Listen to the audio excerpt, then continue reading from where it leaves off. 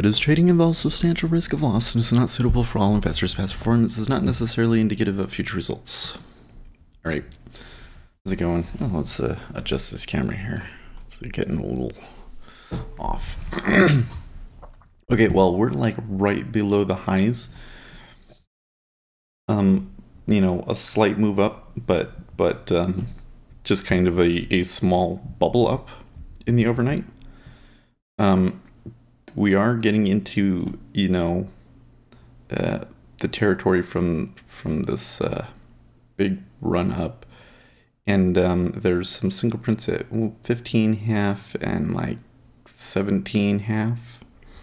So it may be possible that we visit that area today. And I need to take the quick short ones. Bitcoin moved up. Make this bigger.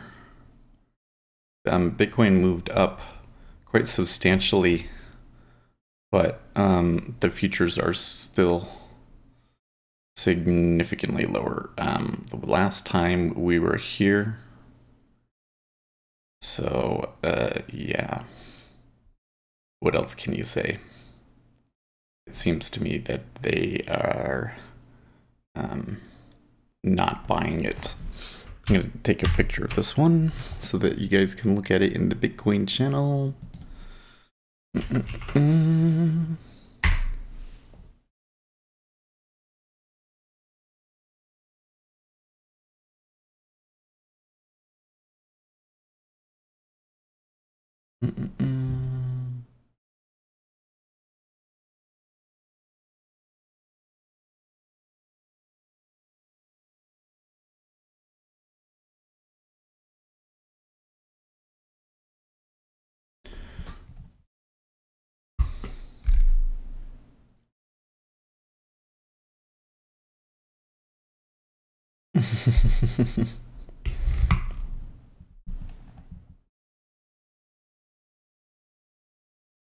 The fact that I see greedy sentiment in talks of 14K makes me more confident for the bearish scenario, but looking at the futures cumulative delta, it's weird that CBOE has a bearish cumulative delta where CME has bullish one. Not sure which futures are more significant for the market. I would have assumed similar players in both.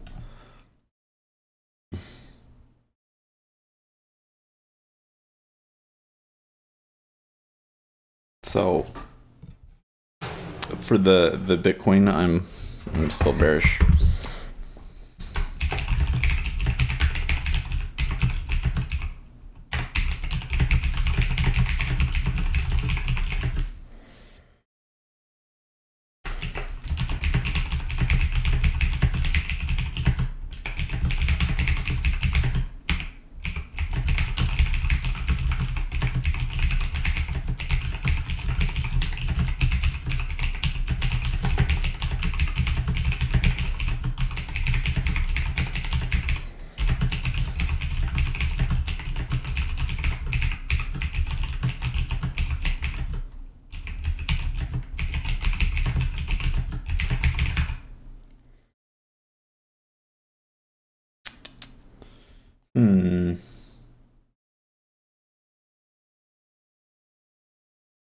It's a little weird.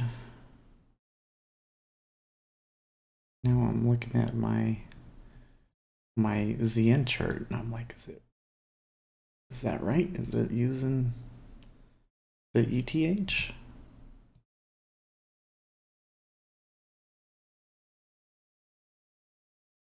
Oh, okay.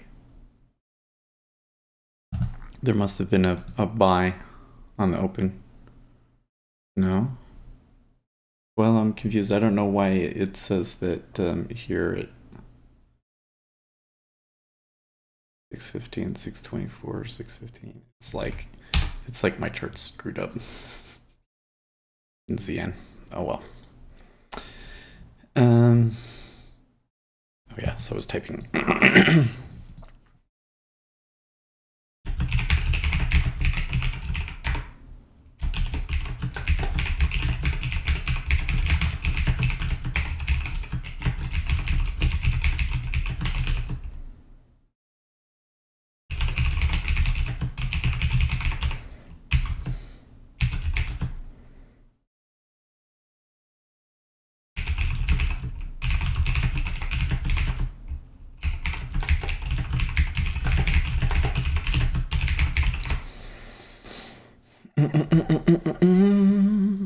Okay, so let's grab the links here.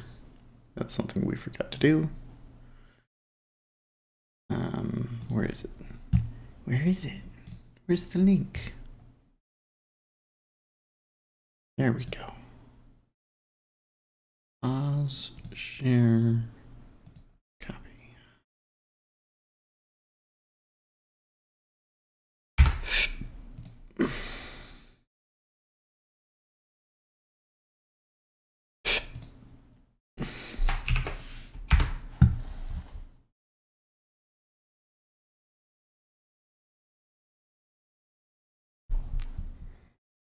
I don't think there's really any news today, is there?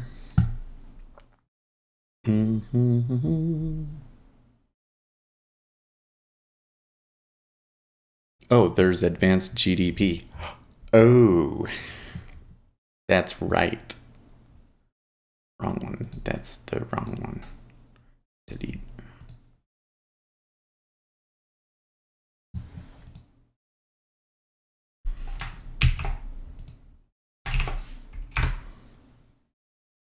Okay, so we are holding off until we get that GDP number. So we have time to eat, we have time to chit chat a little bit and post these charts.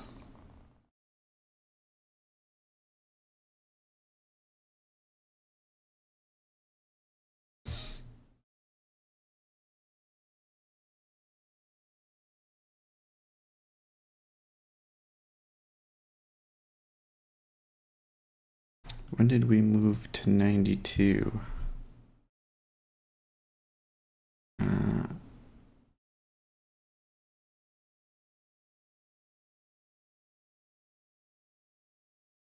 reads 143 at 92.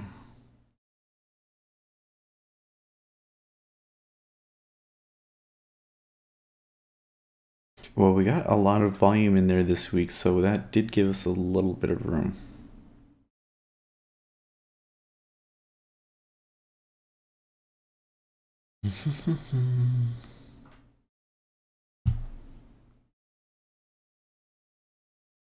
Anyways, I was saying in the Bitcoin room, we got people in here now, by the way. Let's make sure everything's look good. Yeah, so I was saying in the Bitcoin room that when we had the big crash in December, what happened was we were moving up, and I was like, well, we're gonna get up to like that 150, and then it's gonna crash. And we never quite got there. And we got to like 138 and we crashed. And I was like, okay, maybe that's it. Maybe we're not going to get there. So, I thought maybe that was it. And then we had another push, and the next push was like unbelievable. And that was the 20K. And at that point, I wasn't quite sure. I was like, okay, it went higher. It's still not to 150. So I don't know how much longer this could go on. Like maybe it's just going to keep going and going. And then it really crashed. And I mean, when it really crashed, everybody knew it. I felt like here in the room at least, that people who, were predisposed to be bearish anyways, because I was making that call, I think everybody was like, knew it right away. This one, it's kind of like, I felt like we knew it when we went up to like 95, 97 and fell. But now we're all looking a little scared, aren't we? So we'll see. I don't think, based on the cumulative delta in the CME and the fact that we just got a really big buy spike that did not make it higher, I still think that the scenario is bearish. So we'll see. So we got 5 minutes. I want to eat the rest of my food before we get there. So I will talk to you guys in a little bit.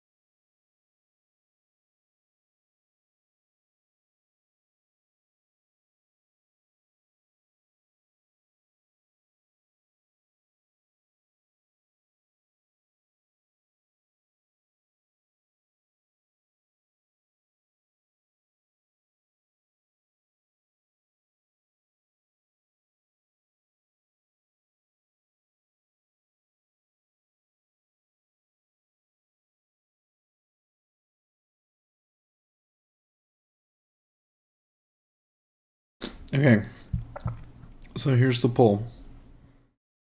I'm gonna pull up my thing so I can make market orders. I don't see a whole lot of positioning ahead of this. Okay, I moved down.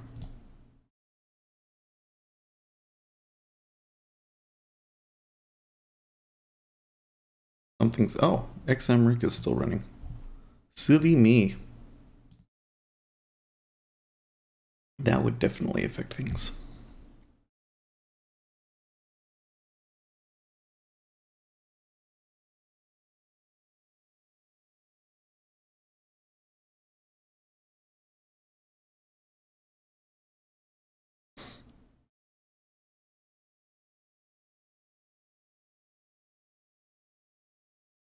Tough call here.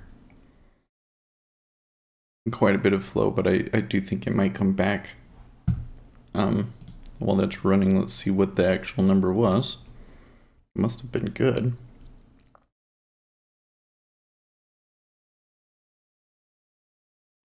Price index was 2.3. Oh, okay, 2.3 versus 2. So it was a little better than expected. I think we could continue moving down. It's possible.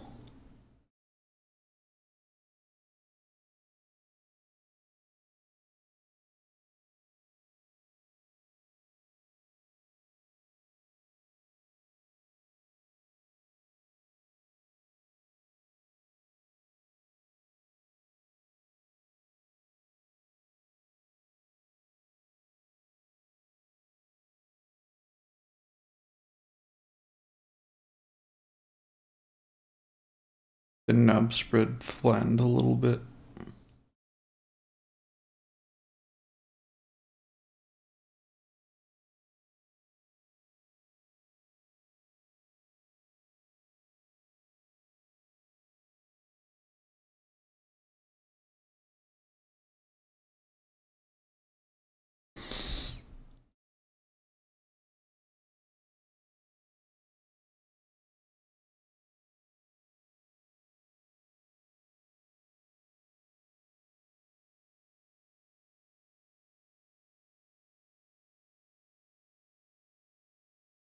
Delta was clearly selling, and since we've come back, it's been equal. I think we should be good for a down.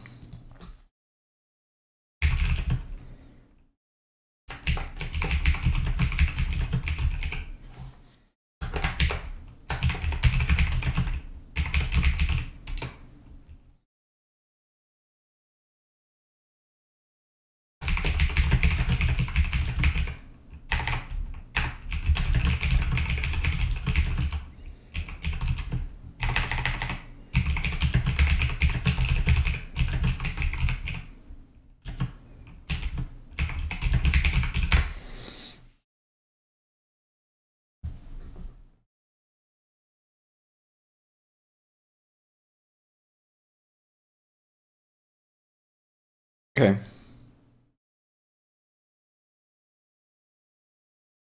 So we missed it, unfortunately.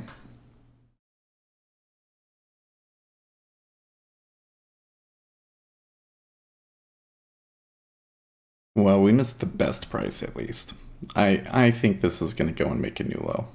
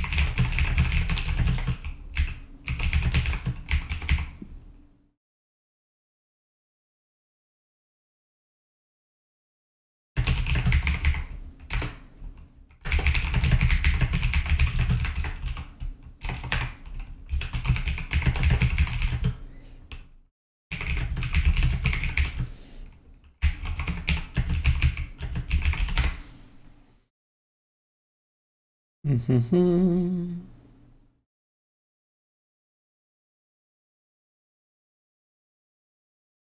Let's see how quickly it takes them to bust the slow. Are they going to step down to 100 and just go for it? Or are they going to be a little more tepid than that? Well, at the moment, ZF looks like it may come back a little bit.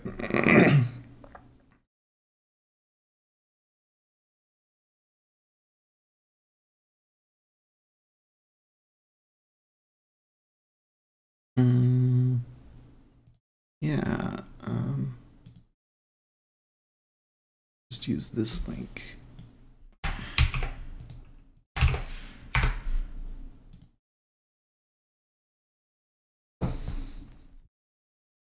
What price did he hit? It was 120. Same price that I did.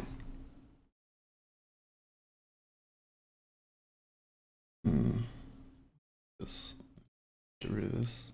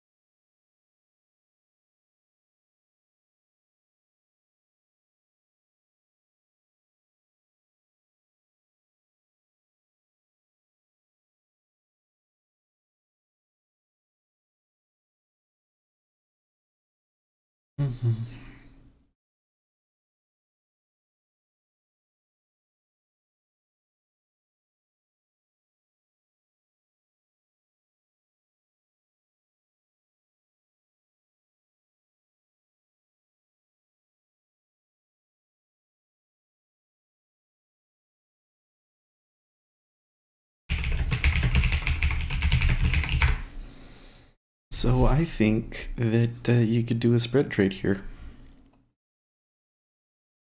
You want to try it?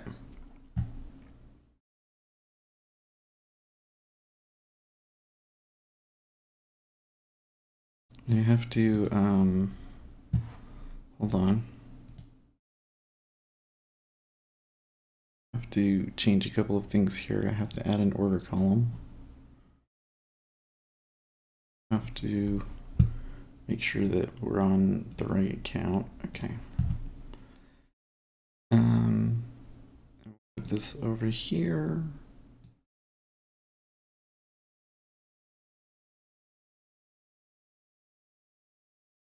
Okay. Well, I missed the other two.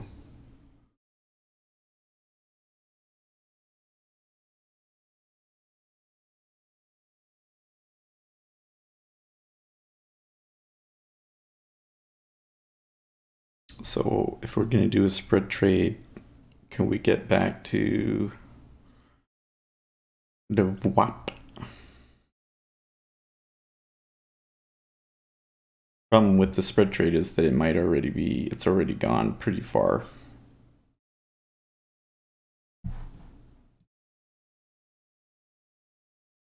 ZB is about to make a new high of the week.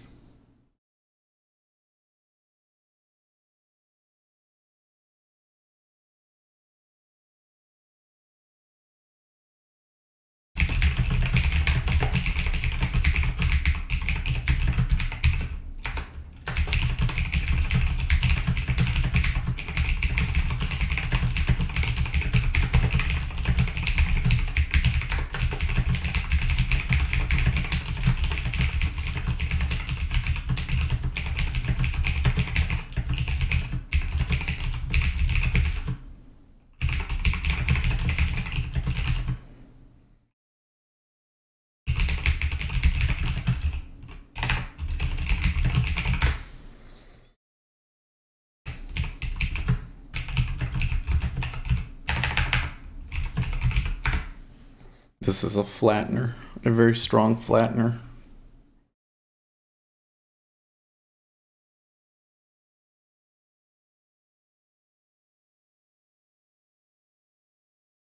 So I still only got. Oh no! It picked up my 3. Okay. So now I'm gonna buy that ZB right there. Okay.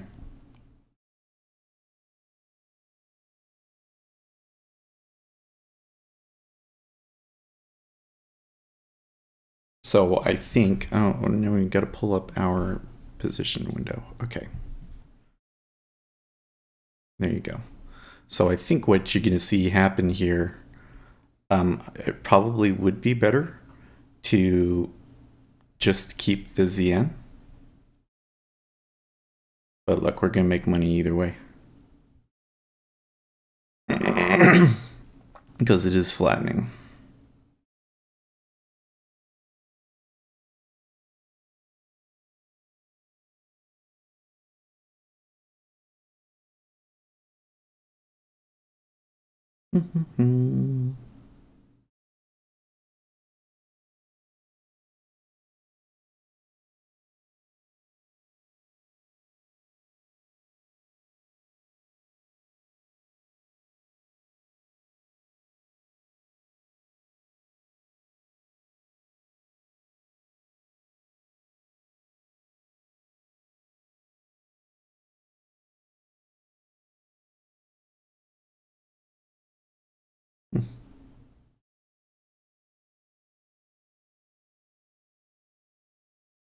You think this is stupid, huh? You don't want to do spread trades, huh?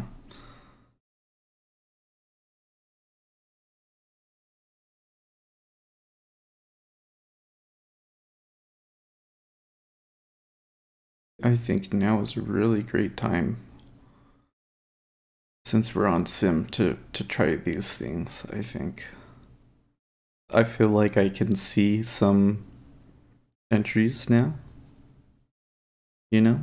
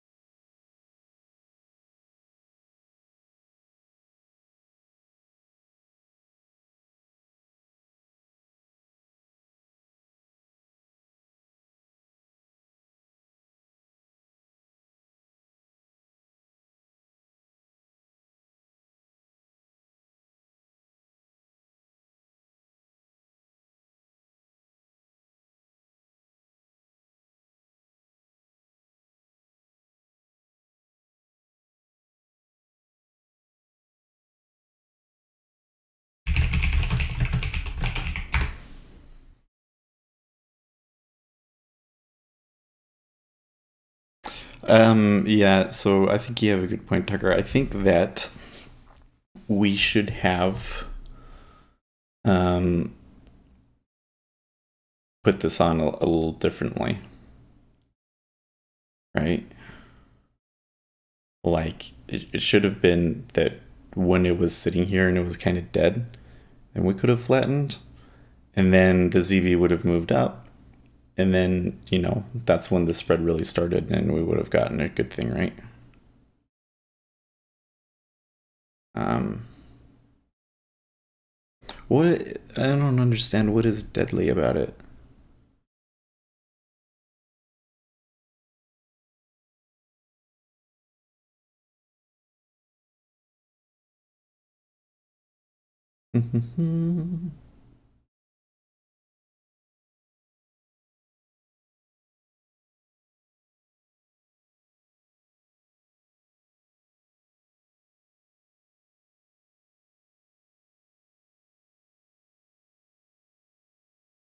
Mm.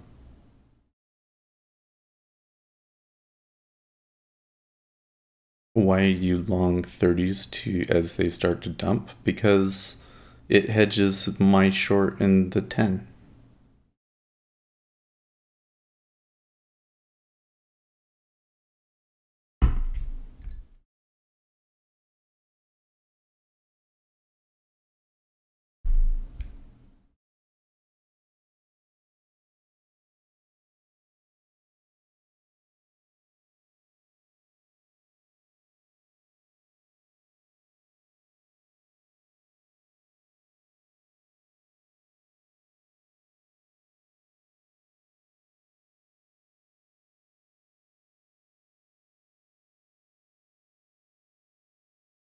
Mm-hmm. Is going to end up sticking you for minus 500 at some point. Okay, so here's my question for you, or here's how I'm seeing it right now. Okay, I shorted 3 ZN and I went long 1 ZB, right? Okay. Um, do we have to go? I have to open up Rhythmic to see what it says my margin is, but my understanding is that it's the same or less margin than just one outright in ZN. Okay. Now, if I had only sold one lot in ZN, how much would I have made? We're down 4 ticks. I would have made $60. And how much have we made so far? We've made 93. So I think that the spread is not so bad.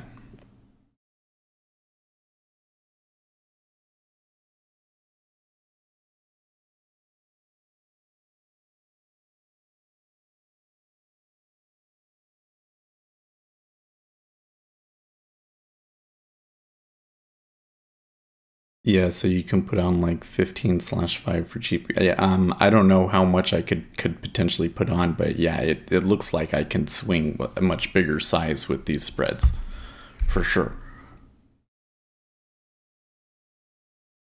But I think the counter to it is that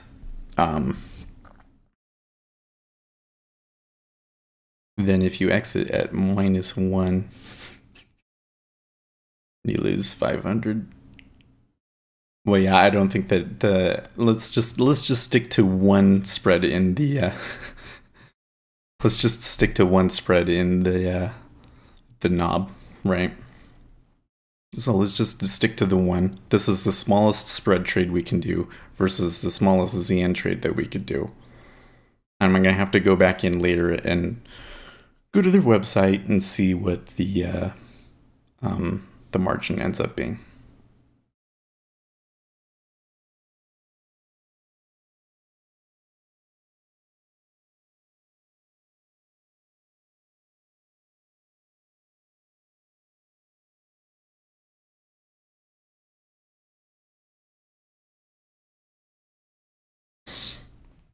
The thing is definitely though is that you can't just put these in anywhere regardless of the price action, right?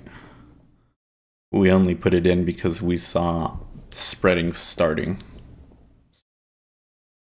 Now, of course, the question is would you have been better? Would it have been better to do the spread or to just do outright? So that's why we're trying it here. I was pretty confident at 120 that you could just sell it and hold it until like 070. So yeah. So far though, this is like the equivalent of 8 ticks in CN.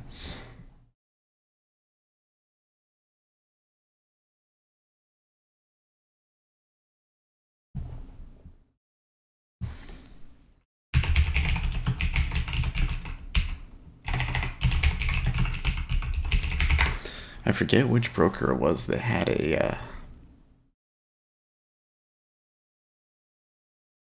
oh, it was Daniel's Trading. I think is who it was.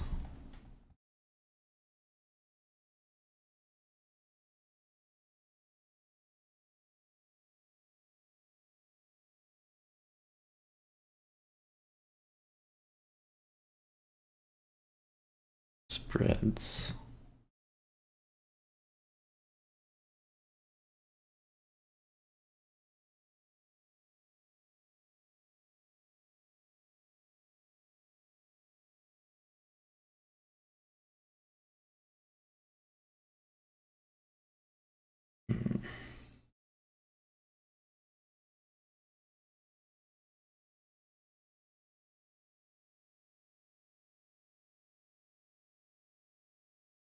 The only way for me to really know is to exit out of what we've got going on here and going into Rhythmic and logging in there and seeing what it says is how much margin I'm using. But I don't want to close out the price action, and to do that I would have to log out of this. So maybe we will wait and do it at the end. How can you be so certain about the spread moving in the preferred direction? What if you get both the direction and the spread wrong? What if ZB rooked and took the ZN with it? Then you're wrong. Obviously, there's a certain point at which certainly we have to bail.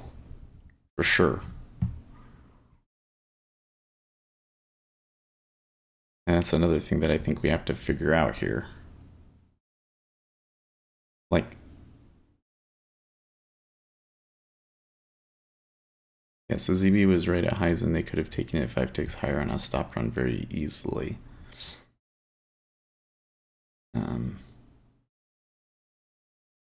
Well, that's why I waited for it to, well, no. Hold on. That doesn't make any sense, Jack, because if ZB had ripped higher, that would have been, I mean, would have been good for my ZB side at least.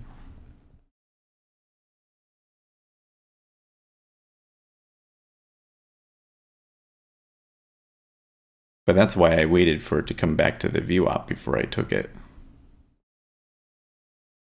Well, that's interesting. Look at that. So if I had taken the outright, yeah. I think what you meant to say is like, what if,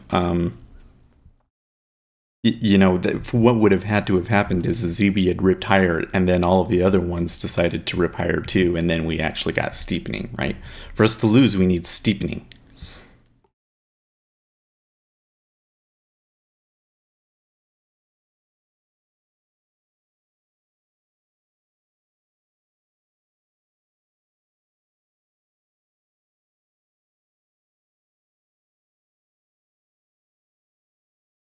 Well, it's interesting nonetheless, yeah, for sure. I mean, look, it's not, we're on a demo account. I feel like that this is the perfect time to experiment. I'm sure your margin is the same. So do you think it's 500 for one spread?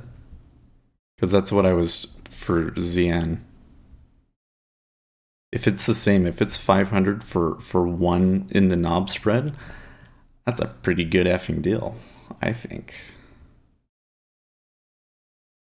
Yes. Okay.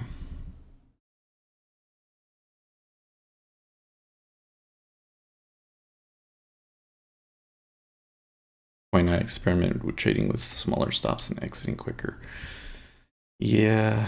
Well, so one thing that we are seeing is that when we were down there at that low, I felt like it was slowing down. But on this one, I didn't see a really clear exit. You know what I mean? There wasn't like an iceberg down there, was there? It was just kind of, it slowed down. So I'm guessing if you had gotten short Tucker, you would have already gotten out, yeah? So would you have done it just like when it had, you know, we touched 09, we touched 09 half, maybe when it had ticked up to here, then you would have tried to get out at 100 or at 10 and 10 half? You know what I mean?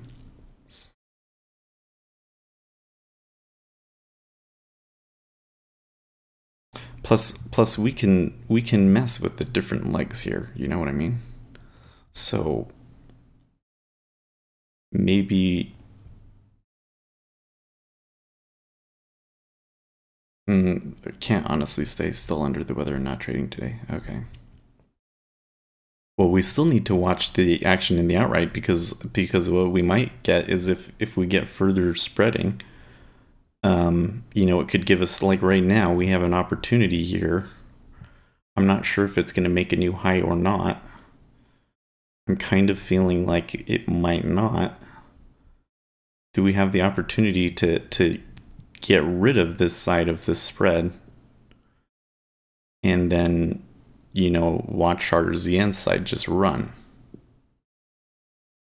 thing is though, is you had +3 in ZN and now that's 0. Yeah, and we got +3 in this one, so we're almost at the same amount. Actually, it's funny because right now we're making one on this side and one on this side.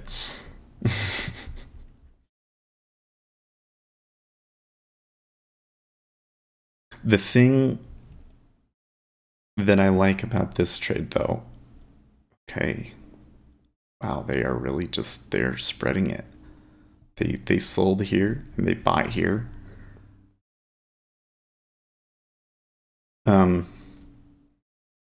I took, I sold at 12. And remember I was saying like, well, we could get like, 4 to 12, 8 to 12 ticks on this one. I actually still think that it could go. But clearly that didn't happen. We got 1, 2, 3, 4, 5, 6 off of it. So then the question is, would I have taken it off? And I'm not sure. I think that I could have gotten 4 probably for sure. Like let's say that I continued to be good and was like really cautious. I think that we could have gotten 4. Okay. But now what has happened instead is we've been able to just stay in it and we're actually doing better. It's like our directional call. By the way, I should get rid of this, huh? It's like my directional call was like totally wrong, but my spread trade is holding.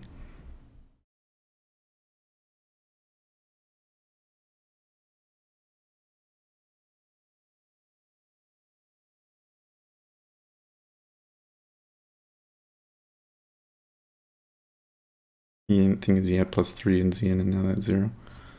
Yeah. So that's where it's like, maybe I should have taken, when it was 09 halves, maybe I should have taken it off. But that's the beauty of it, is that my ZN leg, it's a little bit of a loser, but I don't know if you guys can see that accurately. Can you see the profit and loss on there? Yeah.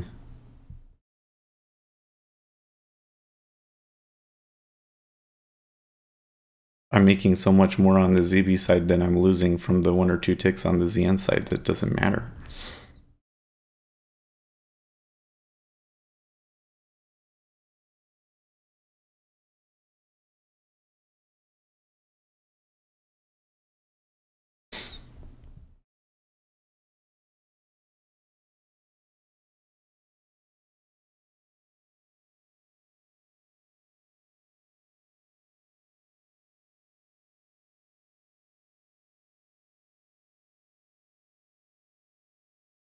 Yeah. No, Tucker's right, but I'm not quite that experienced yet. So I don't know. You don't sit in the spread for 2 hours and take $50 out of it? Okay. Yeah. The thing is that, man. Okay, well, the spread is going to come back a little bit on us here now. It looks like it's coming back a little bit.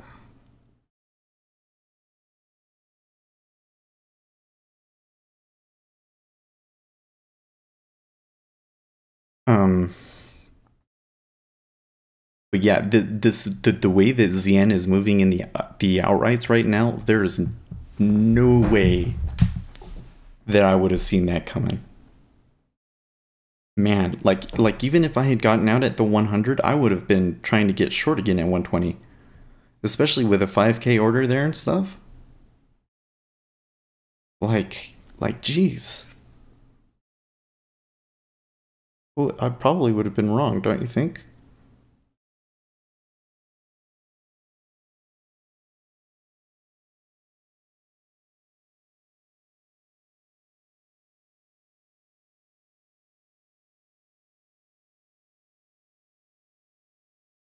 If I don't get off now, I'm gonna lose? I don't know. Okay, so there's a pretty good spot to get off in ZB, don't you think? So I think that we should take off the side of the leg.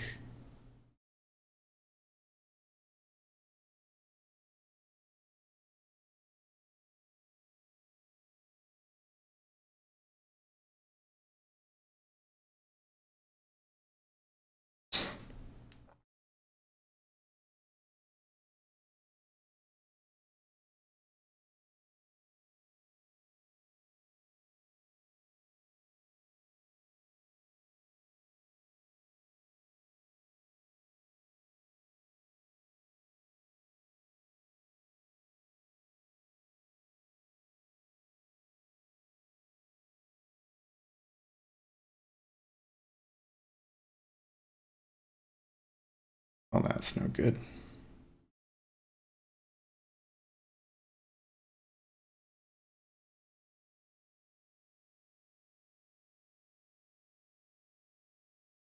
They're in ZF. ZF wants to go down, I think.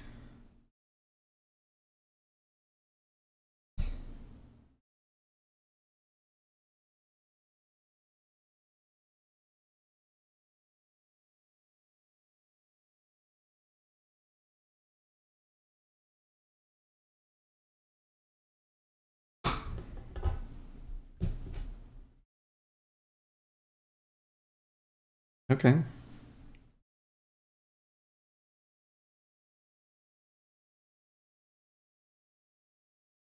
So we missed it. We were a little slow.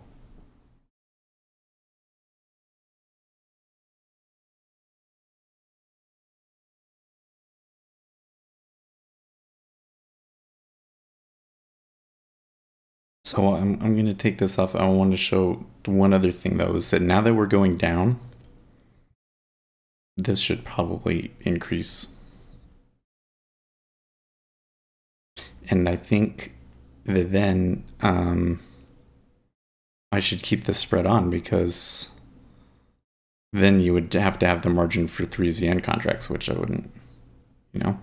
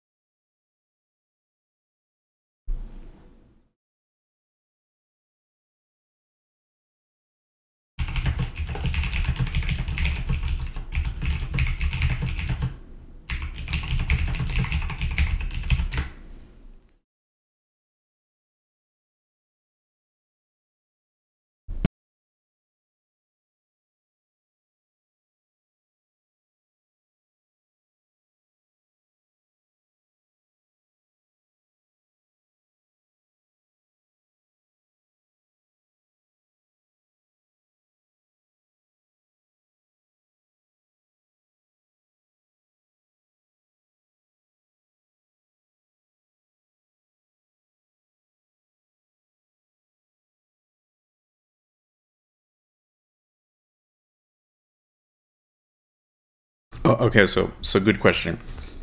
So I have a mental trick for spreads. Here's how I think about it. Flattening is short and steepening is long. Okay?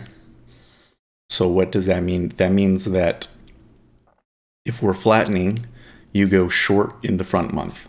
So you sell ZN and you buy ZB. And you can see here on the chart, it's going down. So we short ZN and buy ZB. If it's steepening, it's the opposite. We buy ZN and we sell ZB. By the way, we were steepening earlier in the week, right? After we hit those lows, there was a bit of steepening. So that's how I decided that. That's also how I read the volume, right? That, like, I'll see here in the cumulative delta, look, ZN is very clearly selling, but ZB isn't. ZB is actually going up.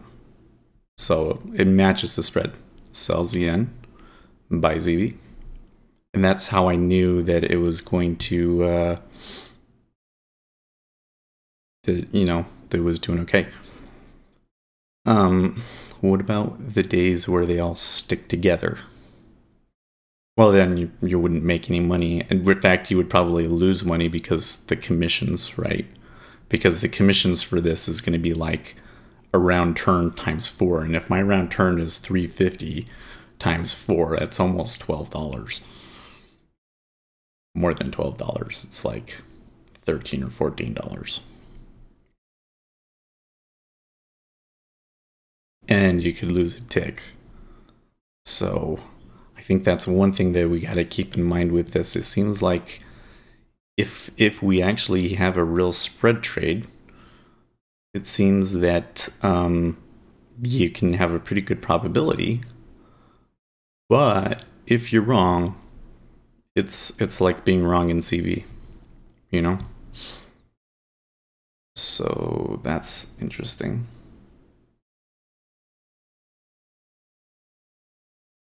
I think the other thing though is that probably we don't actually have a spread trade every day, you know? Like I only took this one because I saw the spread happening. Like they were saying, you guys were saying in chat, like ZB is on its highs. That's when I was like, they're spreading. Let's wait for it to come back to the VWAP and then let it spread more.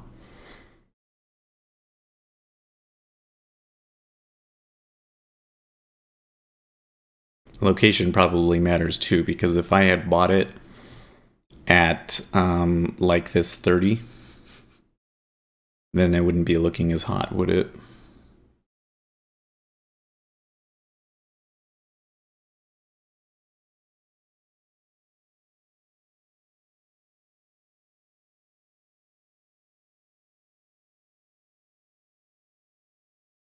So we should keep that in mind too.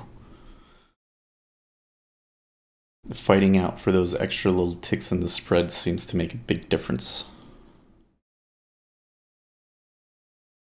How do you determine the day type for spreading? Good question. I think right now my so this might change as we try some of these out and watch it, right? But I think that right now, I think that when would be a good time to put a spread trade on is when there's a fundamental reason for it, right? So we just got a pretty good GDP number. So if the GDP is better than expected, then that leads to flattening. Not that it leads to flattening, but that says that we're probably more likely to flatten. So news days, yeah, I think would probably be my first bet. We have seen some spreads on non-news days. I mean, there was that, what day was it? Was it Wednesday? Was it Wednesday when we saw that massive spread? No, it was the day that I bombed. So I think that was Wednesday. What about non-farm payroll where it's psycho? I don't know. It's a good question.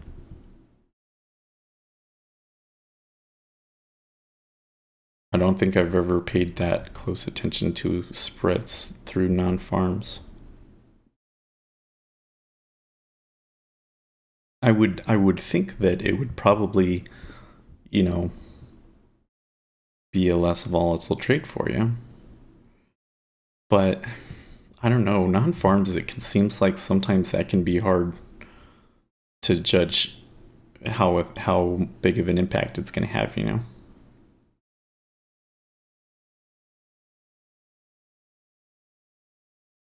Well, ZB is back to that 143 even area, and they're Iceberging in ZN.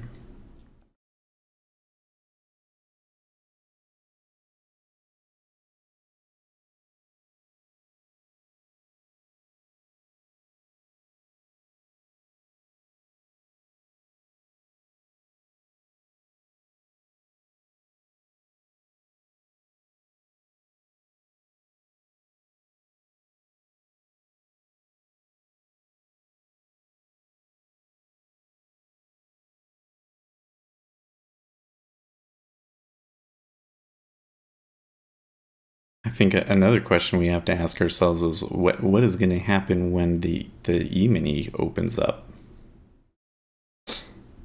Because at the moment, it looks like the trade is over. It's not really moving anymore.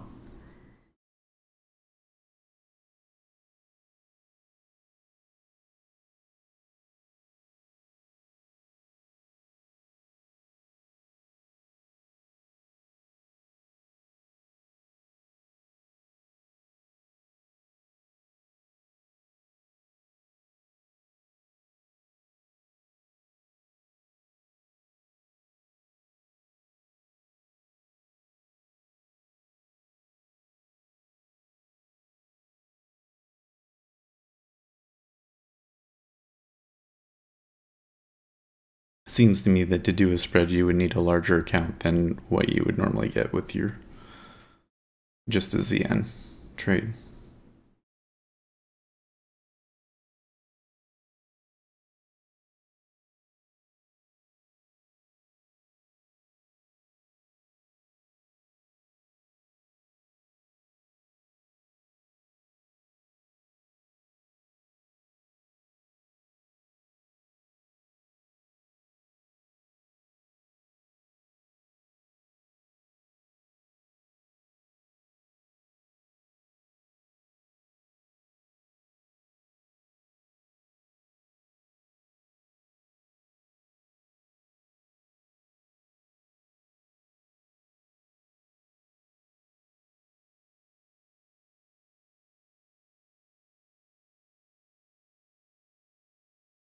I don't know about this whole spread trading thing, Seth. At the end of the day, you still have to make the right call, and I have enough trouble doing that just in one market.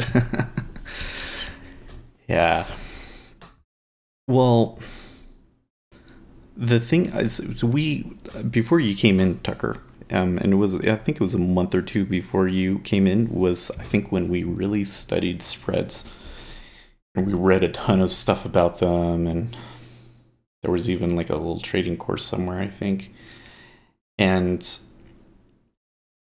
the thing was, is I was like, okay, I think I understand how the spreads work, and that's where I was saying that that mental shortcut that I use, I think, was the thing that made the biggest difference, because then I could see it happening. Like even just on the DOM, I could see it happening. That it was like, ZN is really selling hard, but ZB is not doing it.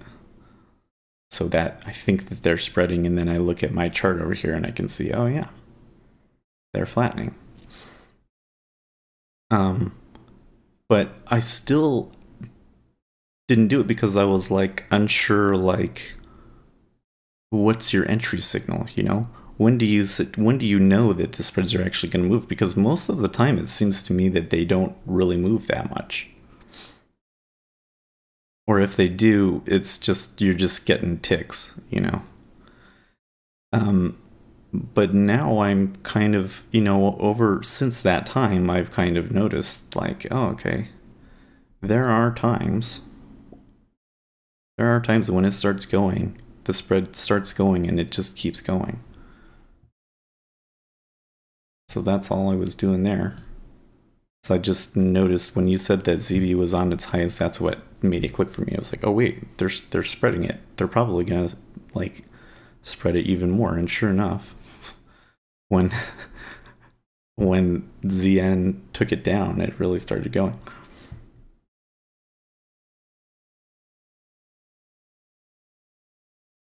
The question is there another leg in this? I think that there could be. I think that ZN might go and make for a new low.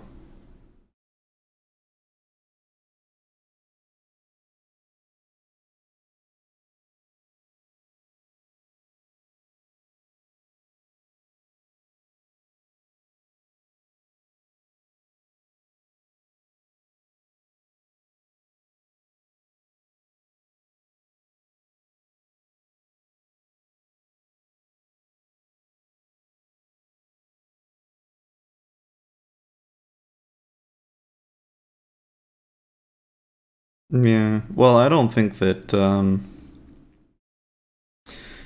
I'm not so sure that doing the spreads is something that's going to be a common thing for us. Yeah.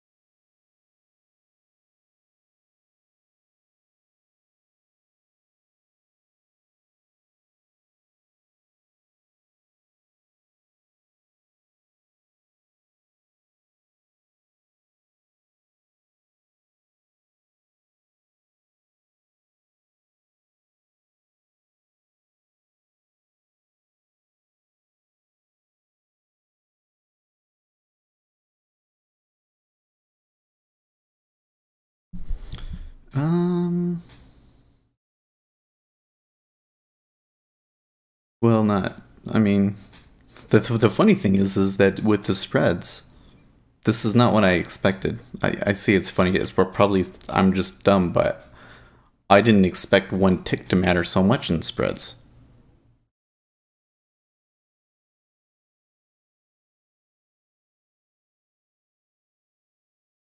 Now that I've done this, I'm kind of seeing like, oh, for flattening, you could, or if the overall trend has been flattening, you could say, okay, I'll just put on a flattener here, and then maybe they're both break even, but I'll just try and take the one tick profit on this side and the one tick profit on this side and you could probably do okay doing that.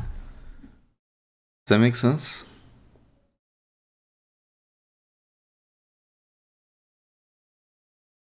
Okay, so now that time the ZB ticked down a little bit more and our the spread came up just a little bit.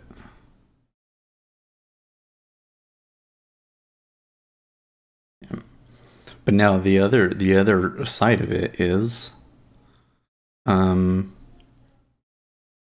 we saw it. I didn't get filled, and then when it came back the second time, I wasn't as interested in it. But we really could have sold the ZF here. We really could have sold the ZB here, and we were like 125 on that side, and now we're like 187 on this side. So we probably, if we had legged out in the right spots, we could have made like 250 or more. So that's pretty crazy too.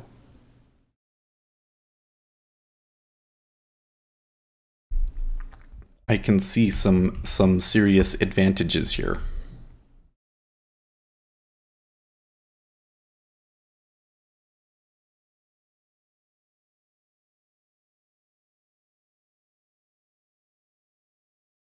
See, that's the tick where they it can kind of steepened a little bit.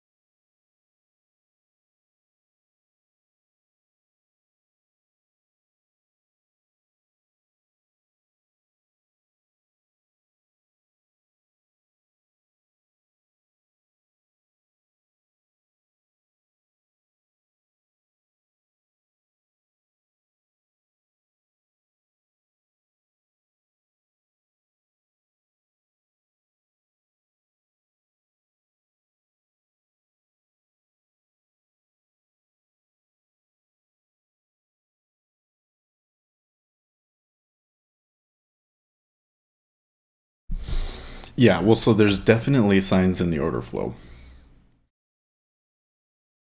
Now, as for like, is there a time of day that it's like best? I don't know.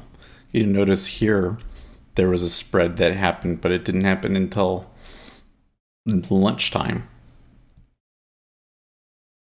Here's a pretty good move. This one happened in the morning. Probably the time that we trade is probably the best time still. There's one in the morning.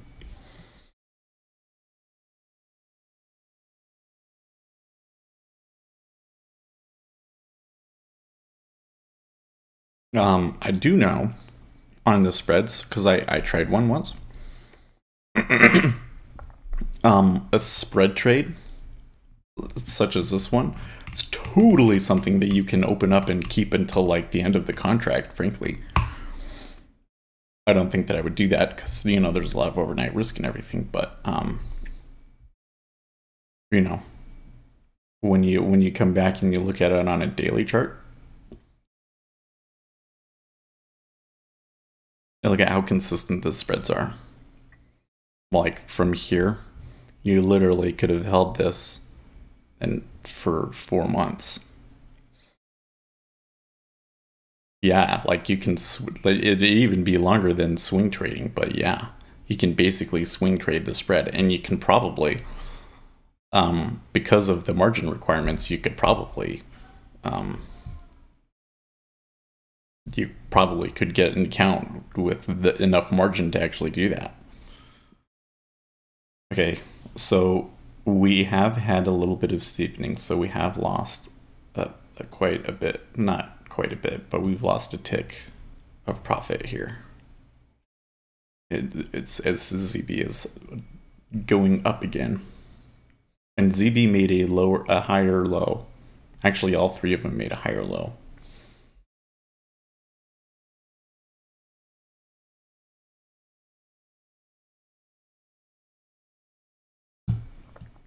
I'm not quite sure I understand why treasuries are behaving the way that they are today.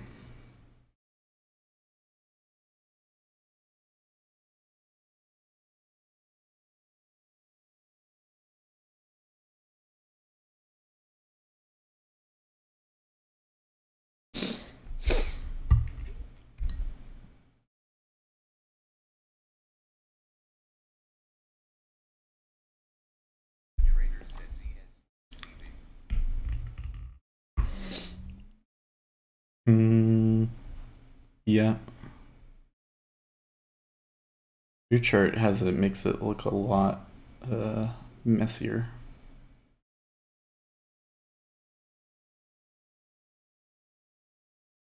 Let me show you. I'm gonna post it in.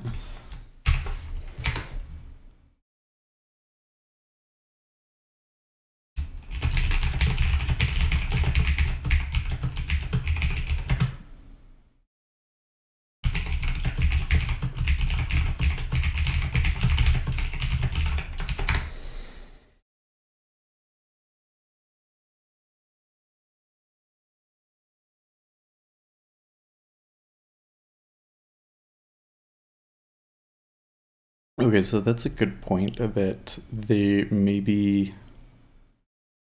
they got a good move in the spreads and they're going to take profits. Is that what you're trying to say?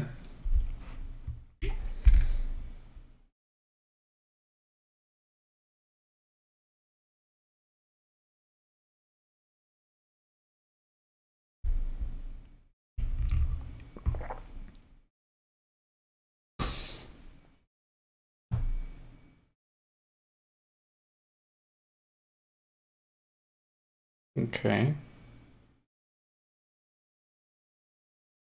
Yeah. I see what you're saying. Well, we did lose some there for sure.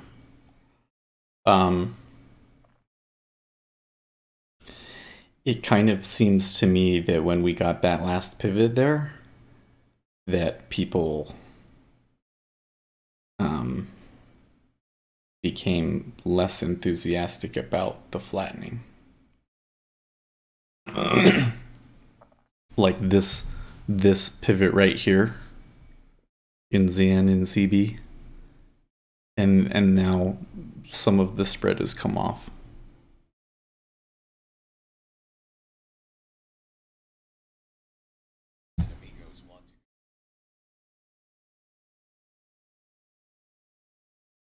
I think they do. I think that Jigsaw has a spread tool actually. If I let me just pull up my camera here, so in case I pull something up, I think I can come in here and I can say spread. Uh,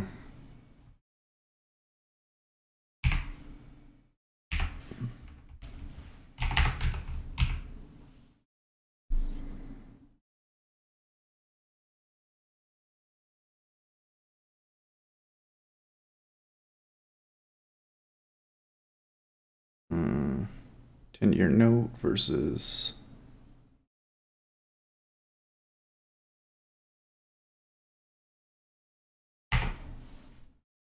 That's not right.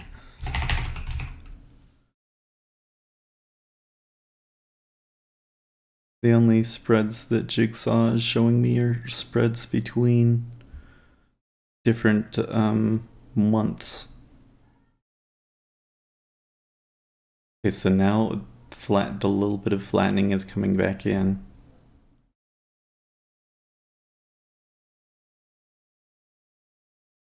Questionable how much more, how much higher ZB actually wants to go.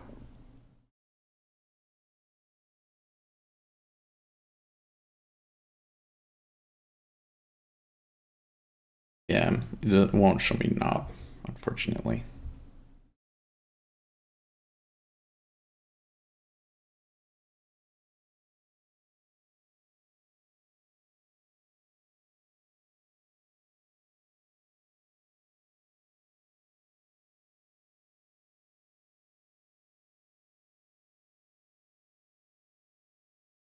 Oh, you're saying, Yaku, are you saying ZB will make a new high?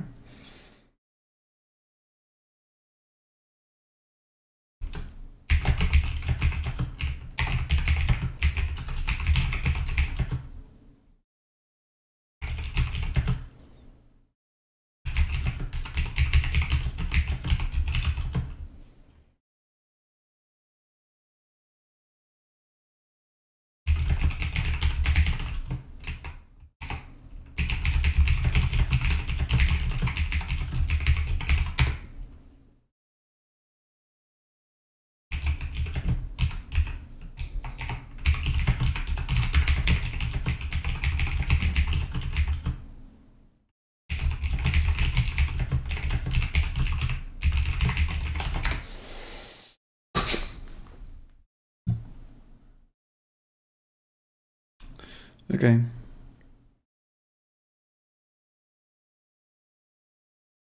So let's watch more closely this time in ZB.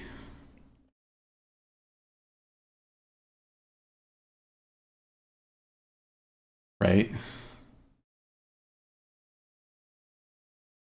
Well, we definitely know that there's stuff going on in the spreads.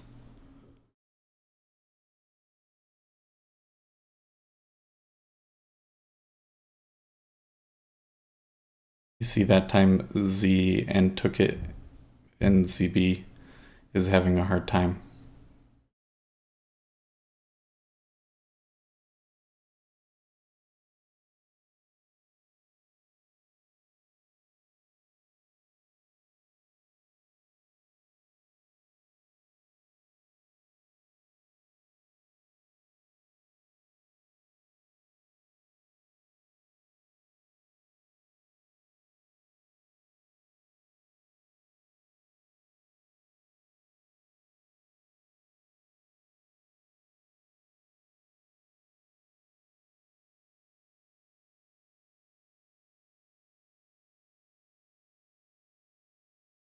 So there's the ZF. Look, two ticks up from when we reset.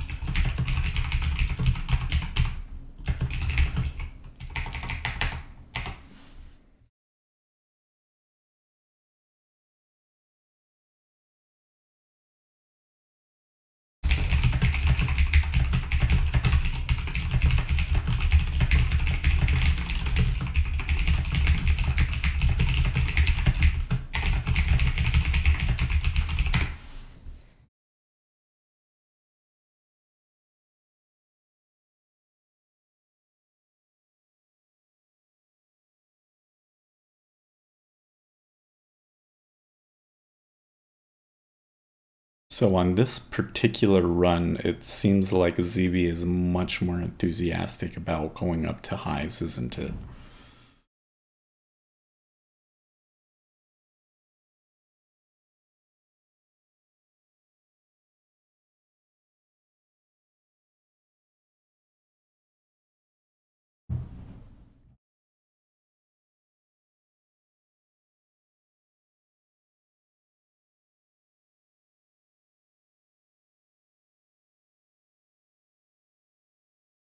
Okay.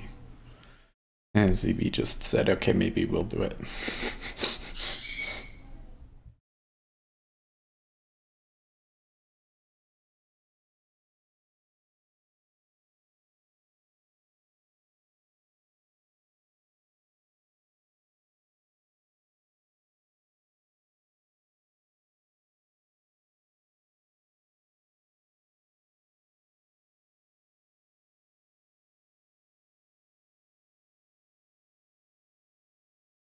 Okay. Iceberg and ZB. Iceberg and ZN. Bit of fighting, not necessarily much backflow.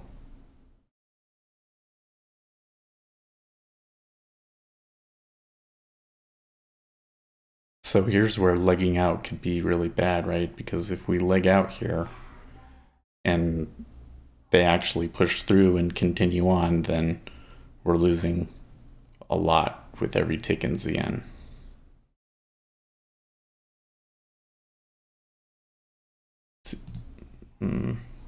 Seems like you could make a lot from messing with the legs, but if you get it wrong, you can lose a lot.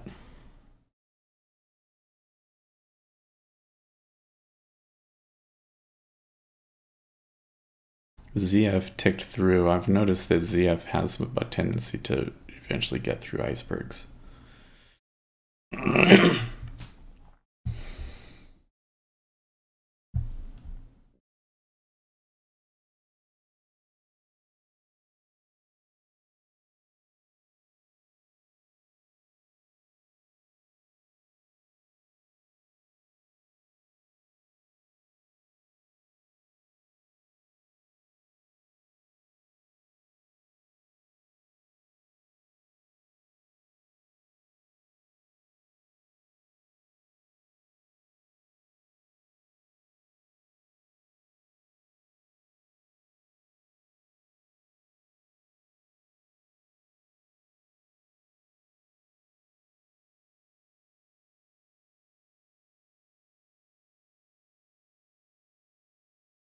I'm noticing also that 6J is at its highs. See that? So maybe that's what's pushing us up.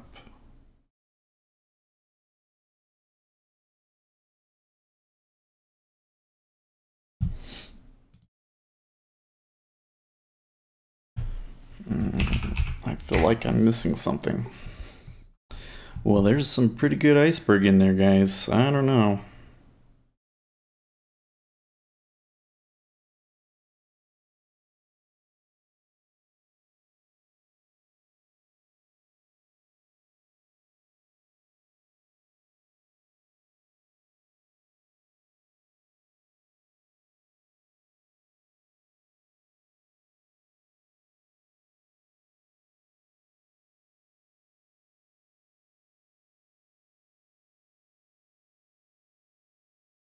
Okay. Wow.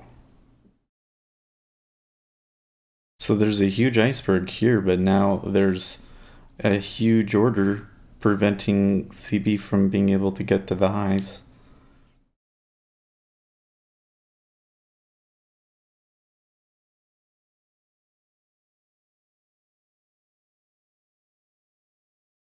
So that could be because of spreading.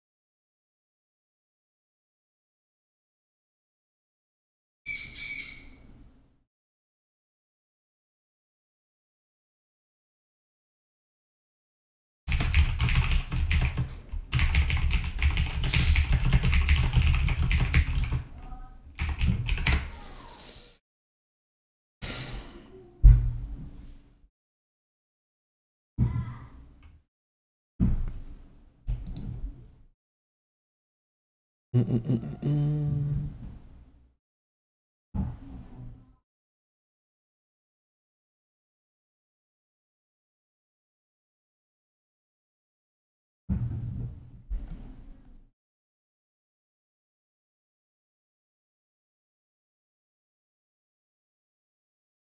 Why is 6J moving up the way that it is?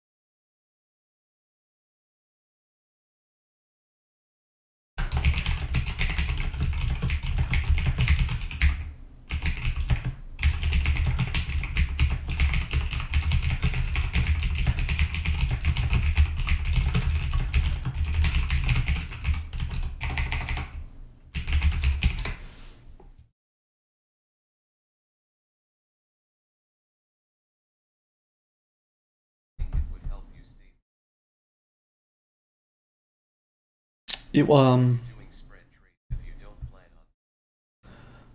okay, so first of all, I have done the one tick trade, and I actually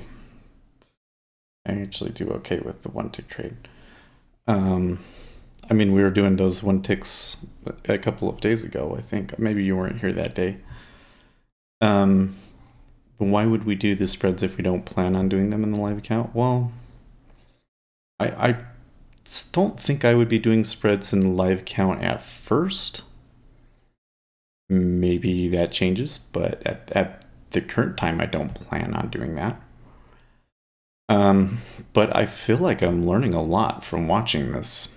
I really feel like this has been a worthwhile exercise. As I'm noticing how the order flow affects my spread trade. So now there are things that I saw before that I didn't necessarily think were significant that I am now noticing are actually matter quite a bit.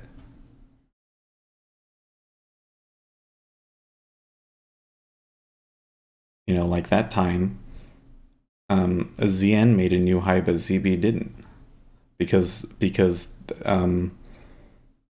when we didn't make a new low there, that kind of really hurt the bearish case for lower. And if a ZN isn't going to make a new low, then that really hurts the flattener trade.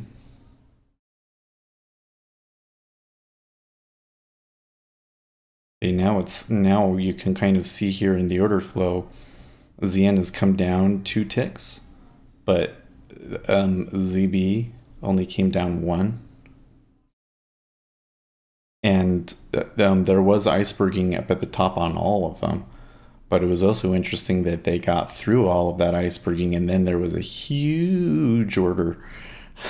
Well, that 7,000 up at 140 in ZN. And normally I would have been like, okay, somebody really thinks that it's pivoted and that we're not going to make a new high, and maybe he'll win or maybe he'll not. But my instinct would say probably it's not going to go through. Now I'm reading it as, oh, they can't let the spread go that much further. That's why there was so much. That's why there was more resistance in the ZN side of it than in the ZB side of it. So I don't know if that all made sense, but and I can also see some places where and I don't know why I didn't notice this before, but just when they tick together, but or there's order flow together, but they don't quite exactly match. I'm kind of seeing more order flow that is probably spread trading. And I just didn't notice it before because I didn't completely understand how that flow would affect somebody that would have a spread trade on.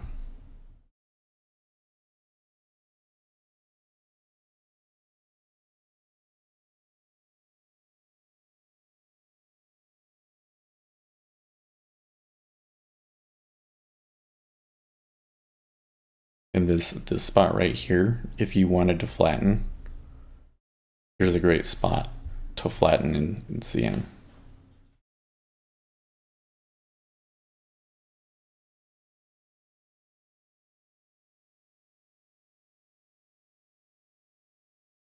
Because we're up at the highs. And to flatten, you would sell there. And so you're seeing a lot more absorption on the offer in CN.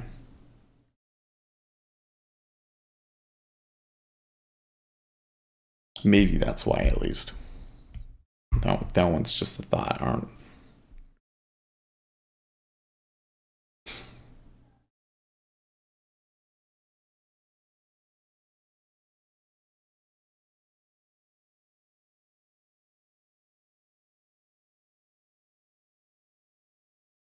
Okay, so that was a pretty significant tick up there in ZN, I think.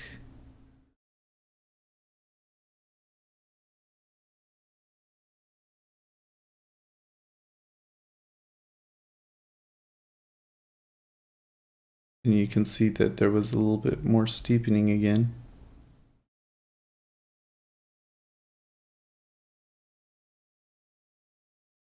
Okay.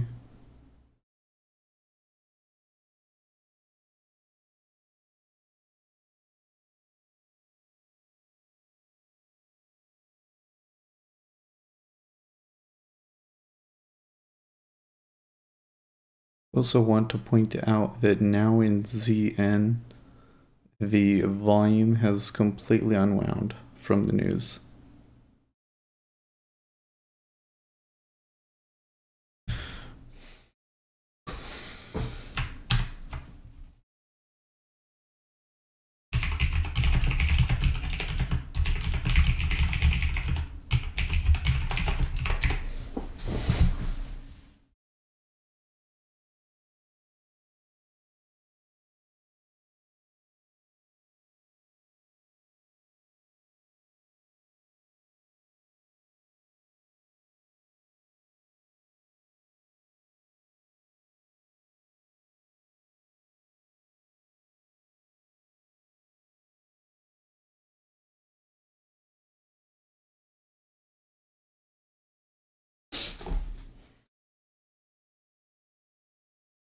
Okay.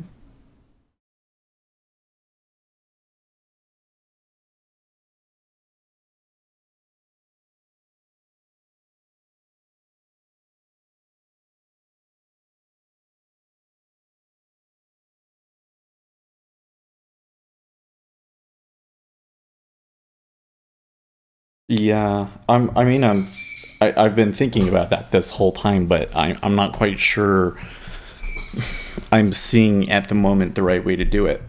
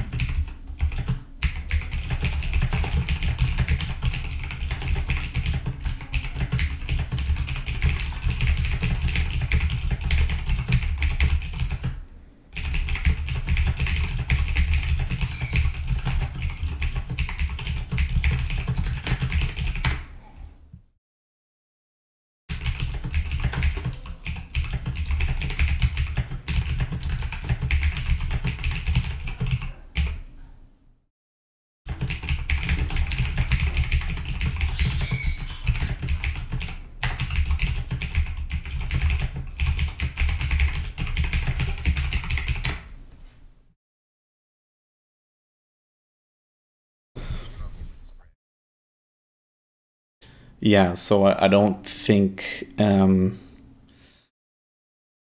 trying to be too cute with the legs is a good idea.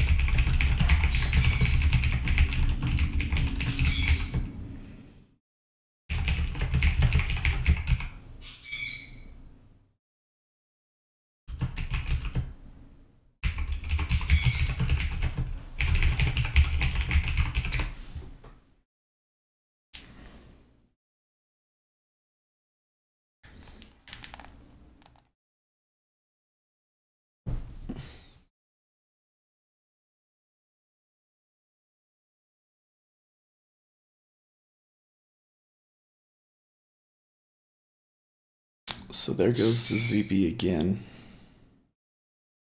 Or sorry, ZN again.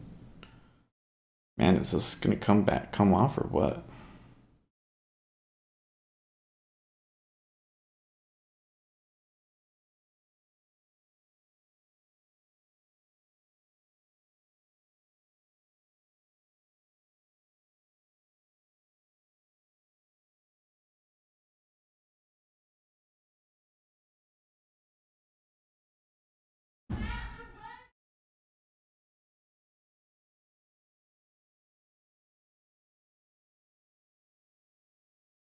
Yeah.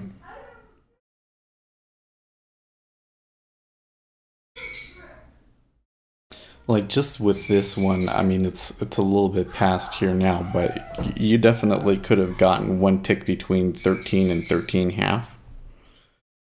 So that's an instance where if I had seen that this was an enter the spread trade, getting that 13 half instead of 13 would make a big difference, right?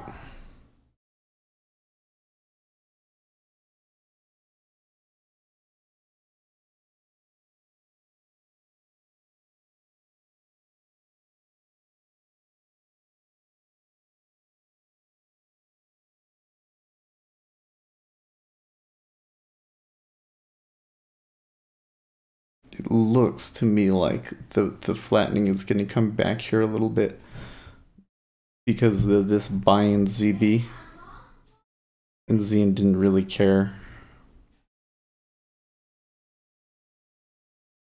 even though it's even for us right now.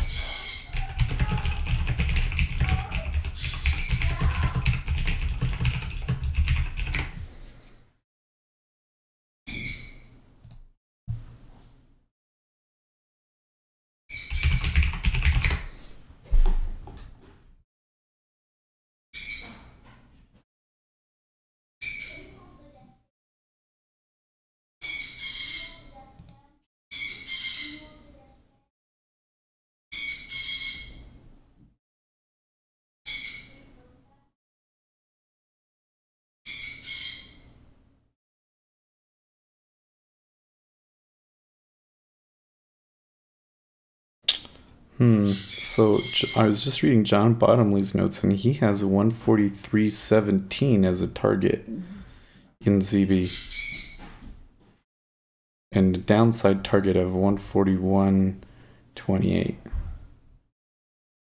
And we haven't come anywhere even remotely close to those numbers.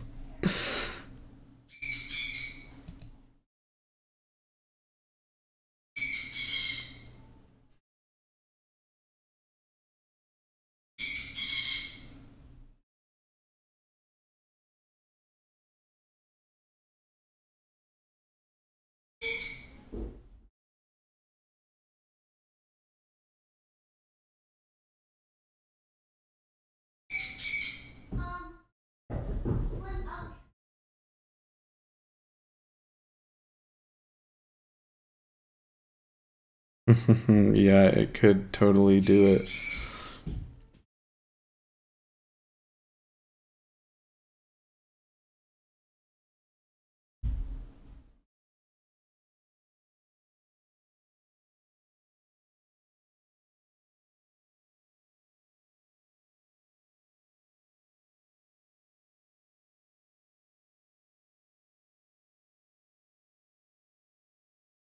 Hmm.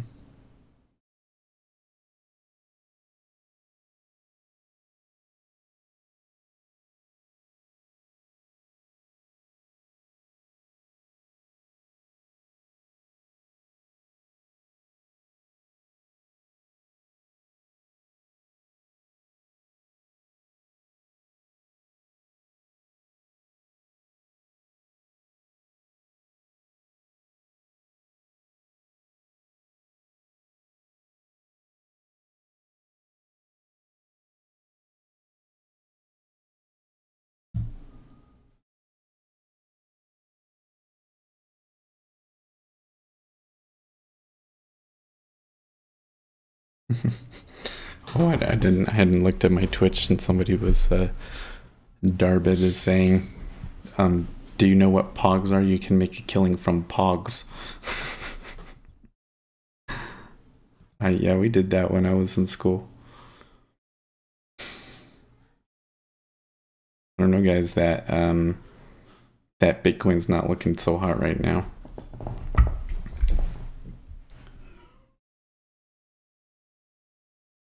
Okay, so here you have again, Zan took a tick up and it's an okay tick, and ZB doesn't want to go yet.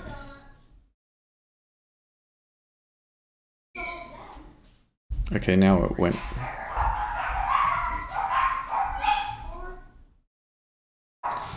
So what's he saying?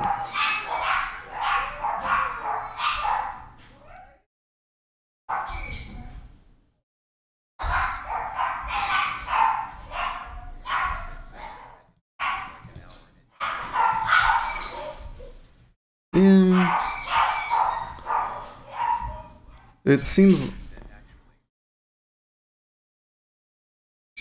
So, yeah.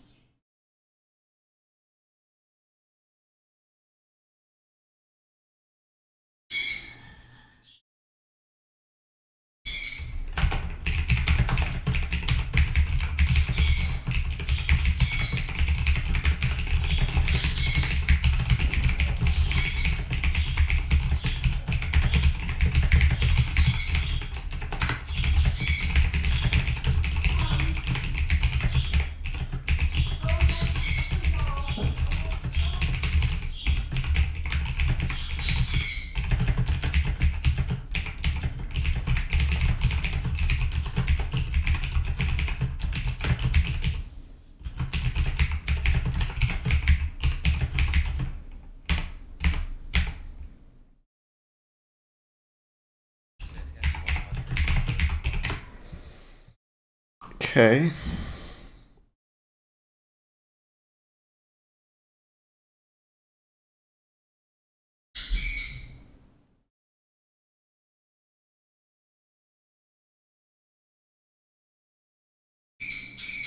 So you just noticed there things just improved substantially for our spread.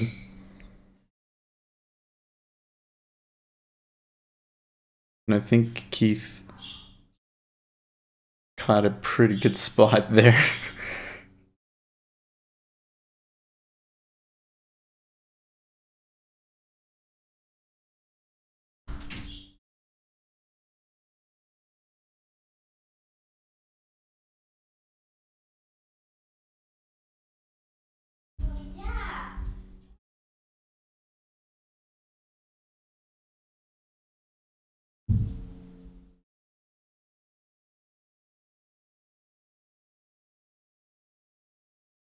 Okay,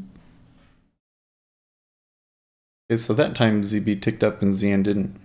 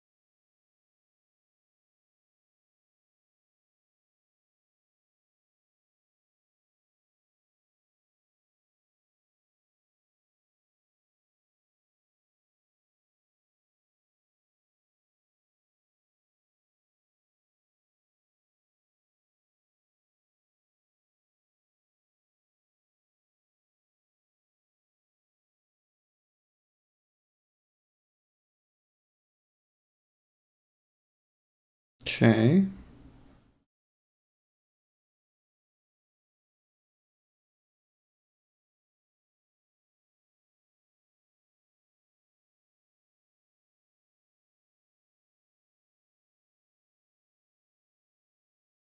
So ZN is battling it out here, but they can't seem to get a good bid. ZB got a good bid easily. ZF ZF to me looks like they're ready to maybe go short.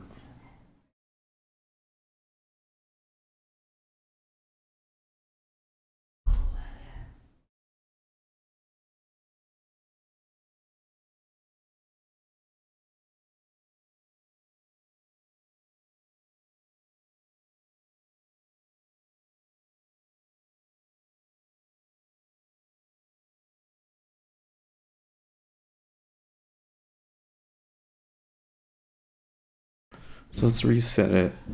I don't know why, but I feel like that we could see some sell volume come in here in ZF.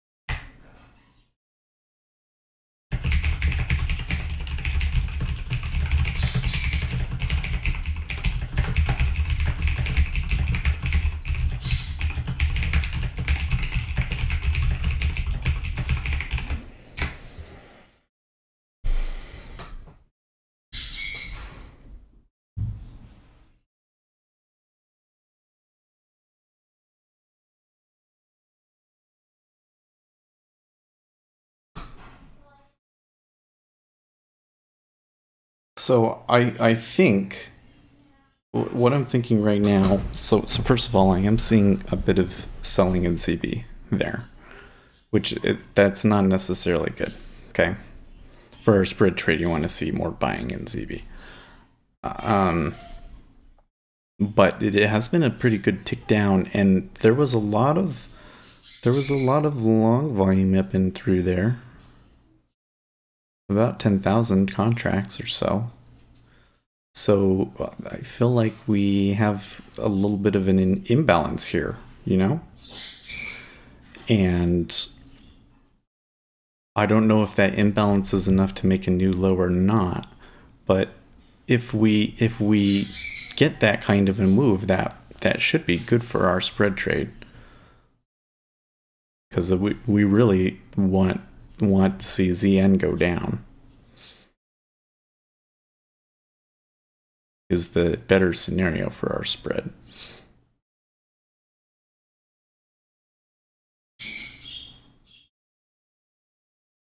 He took a long there. I'm not necessarily seeing what he's seeing.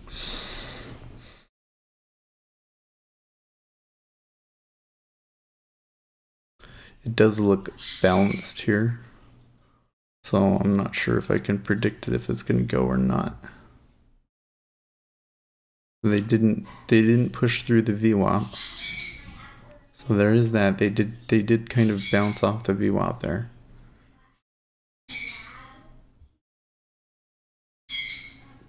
Also interesting that ZN has ticked up and ZB has not. Seems to me that ZB, that we just lost another tick on the spread possibly.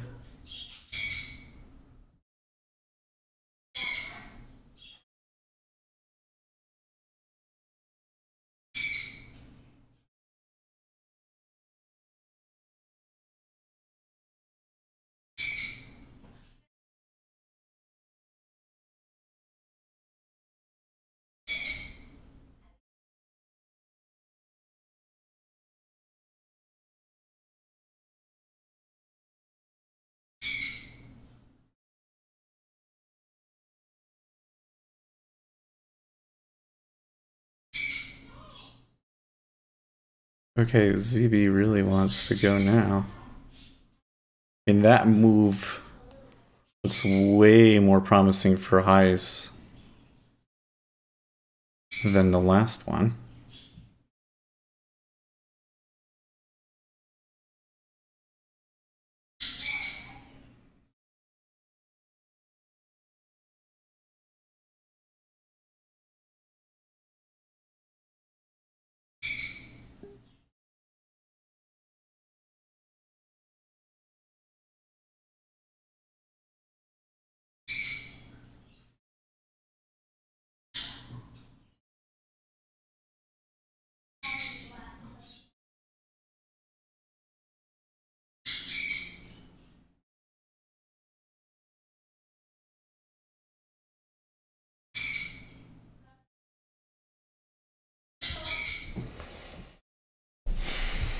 And that time ZF really went up, didn't it?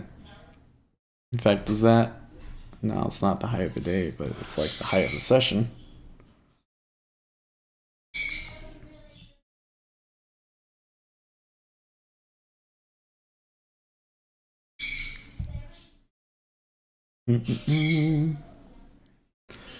Oh, Marius, what do we think about EOS after the official answer? I really haven't looked at it.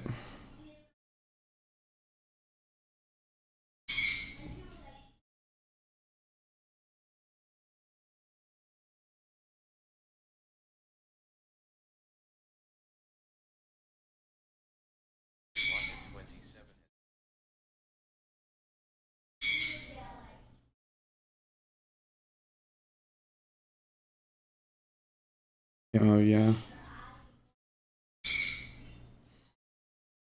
You can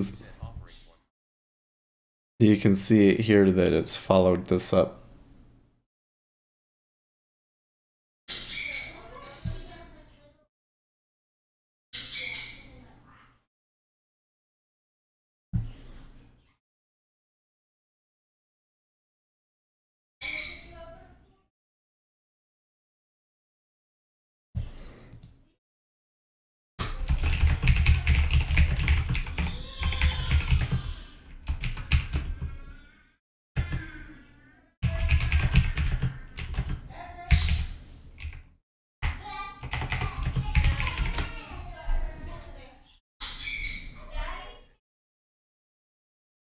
You guys are all long now, huh?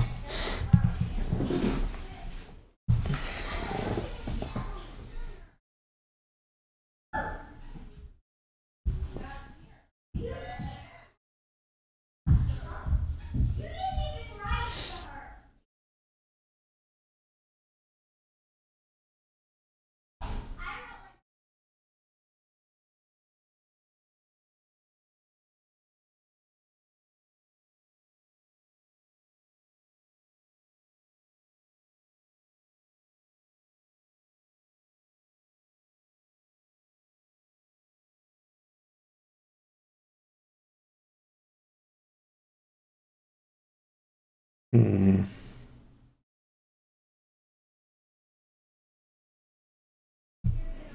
Look at this chart.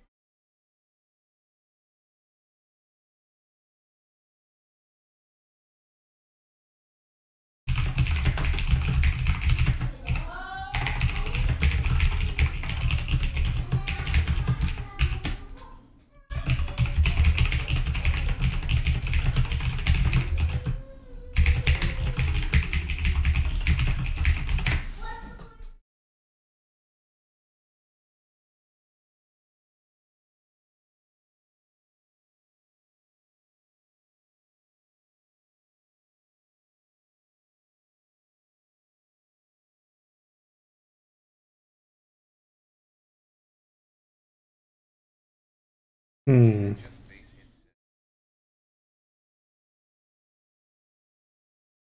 Yeah. The thing I find interesting is that I'm not seeing the signal that Keith is getting there. Like when I see it, I just see a spot that looks choppy to me, and I don't see what it is that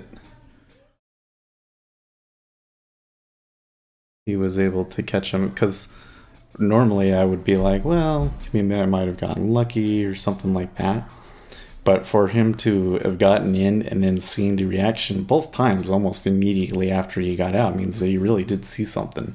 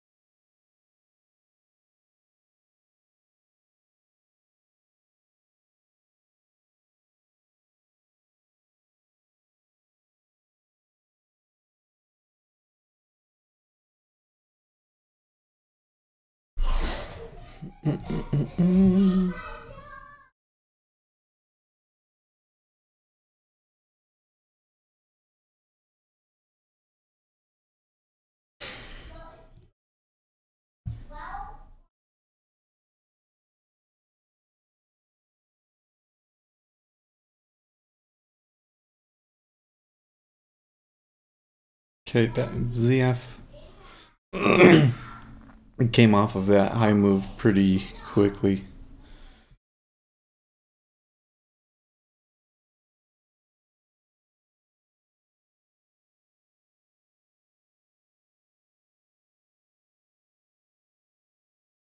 Oh, you know what? Something else we should be keeping in mind right now is that it's like 818, which tends to be a counter trend period. Look at that. E-minis moving down a little bit and pushing treasuries up.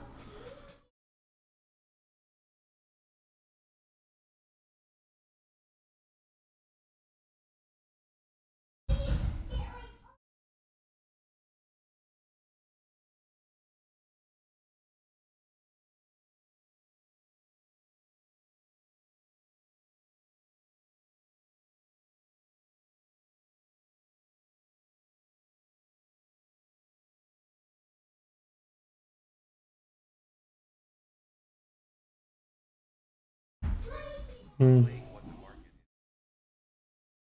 At the moment, only trying to predict the next few ticks based on what's happening right now.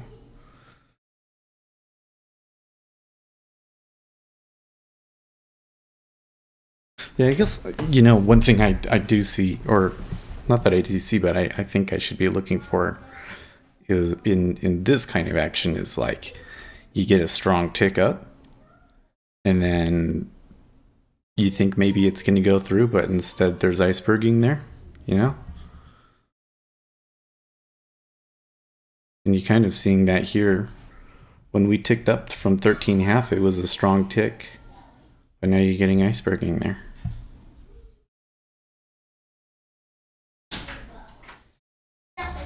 Yes, dear. Is it paused? I'll mute it. Yeah.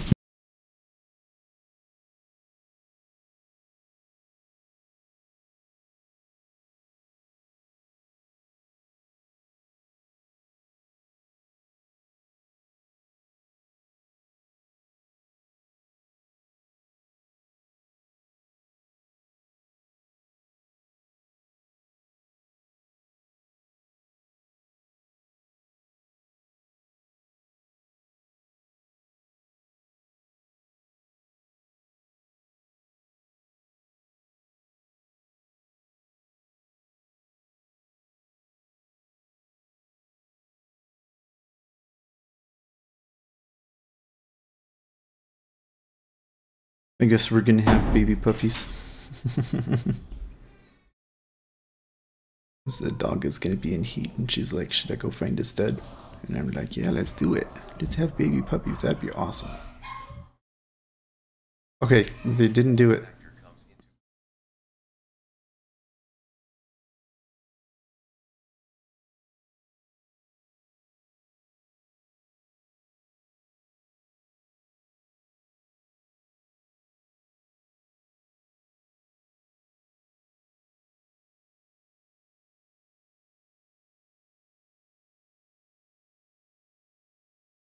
I'm trying to watch. I mean, I'm still watching this spread thing too, of course, but I'm also trying really hard to watch or pay attention to some of the things that you're noticing because we're awfully range. I mean,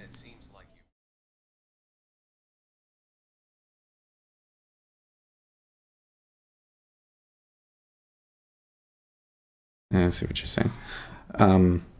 But we've been in this range now for like almost 90 minutes, haven't we? We've been in this trade almost for an hour and 45 minutes. And so if we're in a range, I want to know what are the signals that some of the people that do really well in the ranges find the most helpful.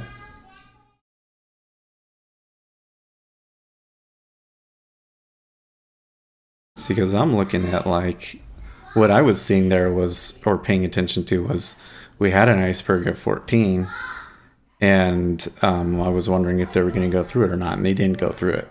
So that they didn't go through it, normally for me, there would be no trade there because I don't know if it's going to go through or not, and I don't like trading against the trend, and the trend is still up because we're above the VWAP.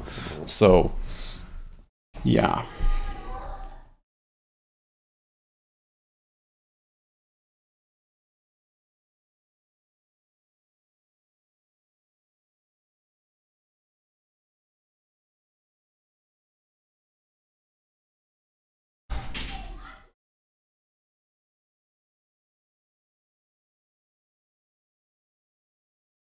Oh yeah. So Dave, well, maybe my opinion on this might be a little bit unconventional, but generally speaking, you don't want to chase, especially if we are in a range bound market like we are, like we've been in for the past 2 hours or so.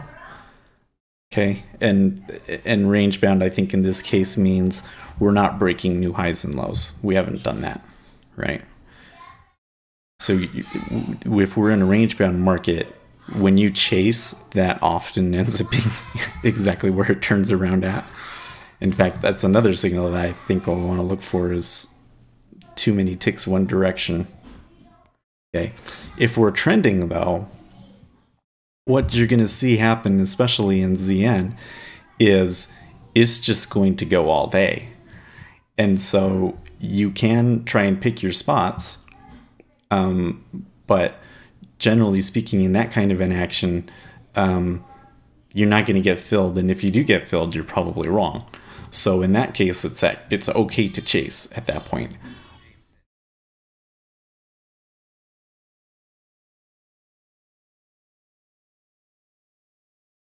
Yeah, that's good.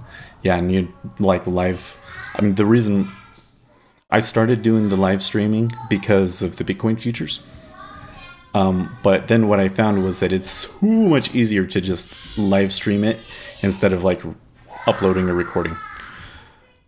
Um, so yeah. Okay, so now ZB is at the high.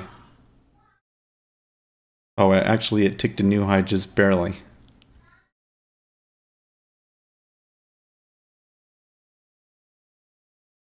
I'm also seeing some move in spreads.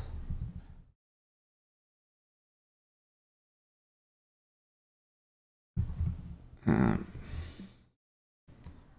it actually came off quite a bit there. You notice we went from 0 to 70 really quickly there.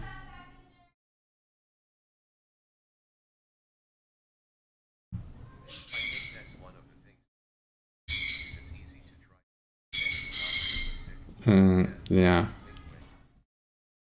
Well, I'm in a slightly different situation, right? Because I put on oh, so Dave, all they mean by the one tick drill is you want to find a spot where you can get one tick, and that's it. You buy it here, and sell it here, and you take the one tick, and that's it. And you do that, however many times there are, and you'll find that at first you're usually not very good at it.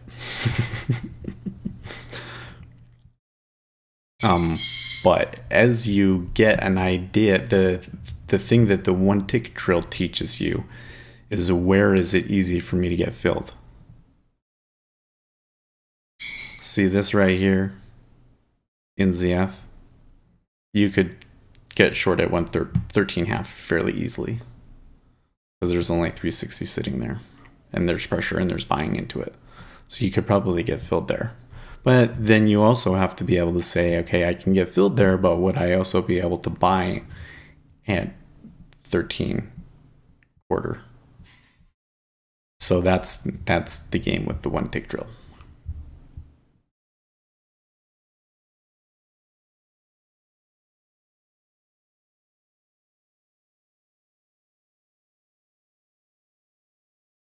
Okay, so this drive up seems to correlate with some moves in the E-mini.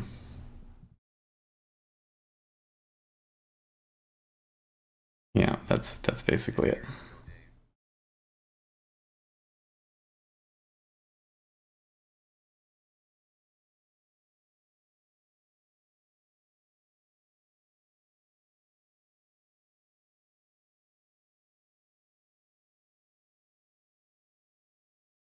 Okay, so now that on that one, the spread is kind of between break even and actually negative now. So when I took the spread, it was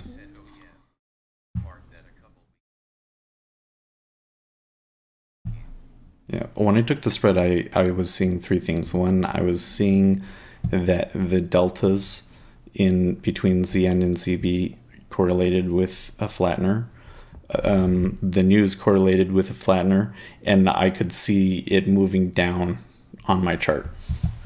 And what we saw was we got in on about right here, and we got a winner, and then it was flat, and we probably should have taken it off there. Now we've come back up, and now it's unclear what it's going to do further.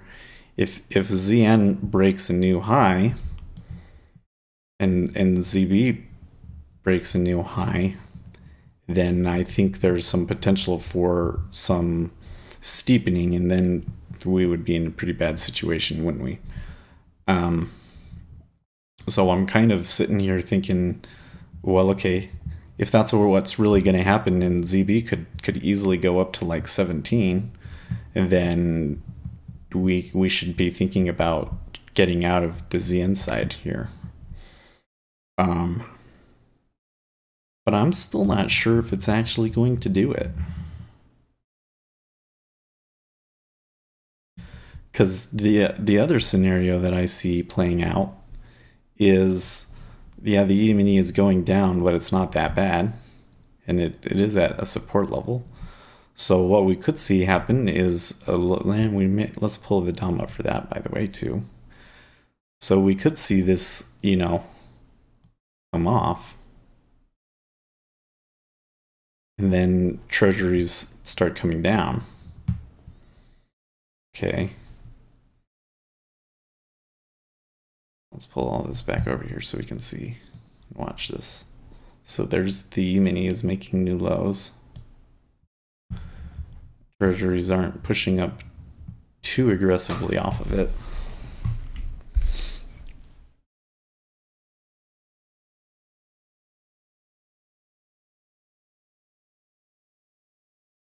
It busted through a 1700 order. Wow. Okay.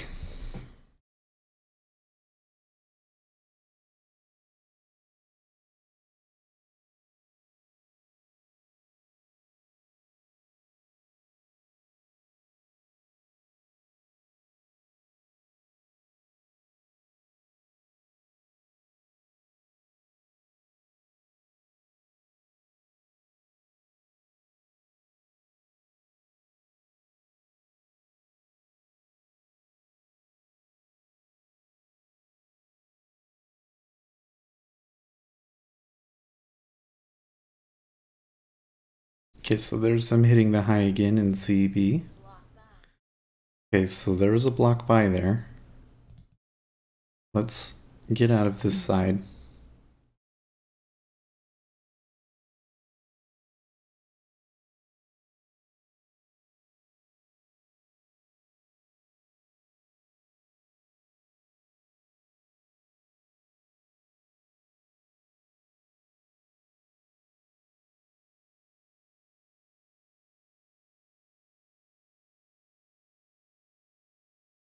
Yeah, and that oh, lots of volume through here, guys.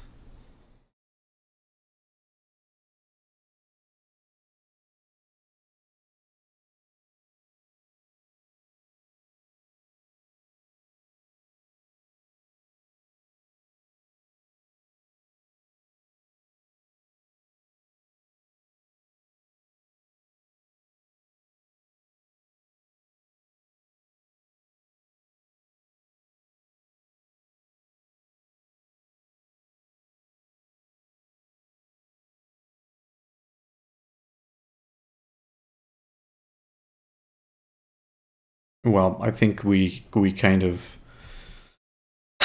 should have known that it was going to break a new high and try to get out a little bit earlier before that block order, right?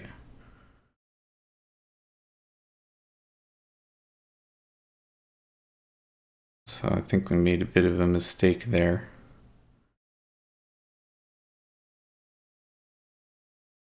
Really, when we were down at these lows and I said, oh, maybe there's a spot to get out on the ZN side. I think that's when I should have taken it off. Like I said, we need to go back to that area and see if there was actually like an order flow signal there. Because when it was down there, you did see that the volume started turning around. Okay. So now we took a loser on that.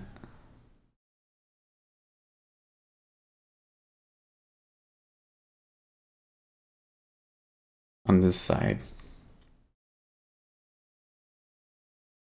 Now if this goes, we should be able to get,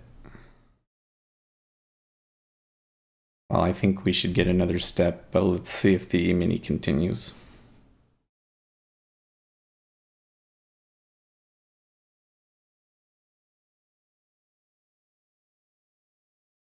The E-mini selling into the Friday is not good news, is it?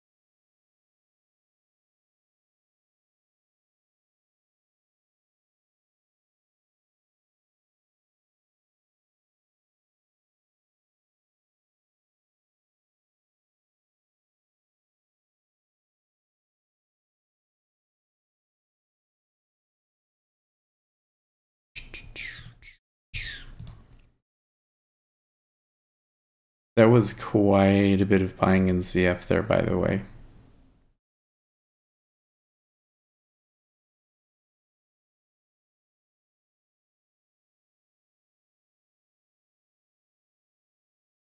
See, there's,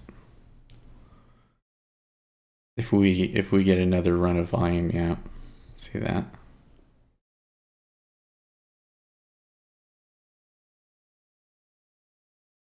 And ZN and ZF are actually leading the way, so now we're actually getting some serious steepening coming in.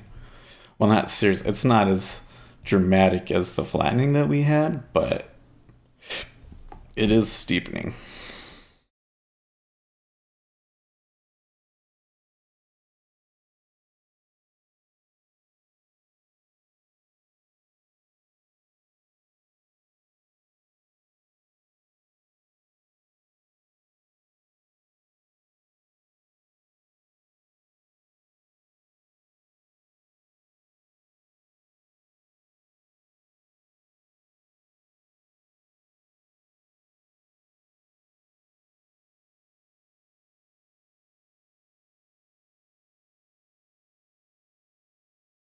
Okay.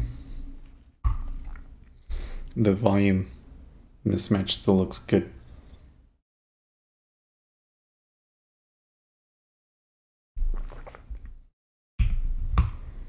There's enough coming both ways, and this is iceberging, and we could still pressure us up. And what did I say was above us was like 17, I think.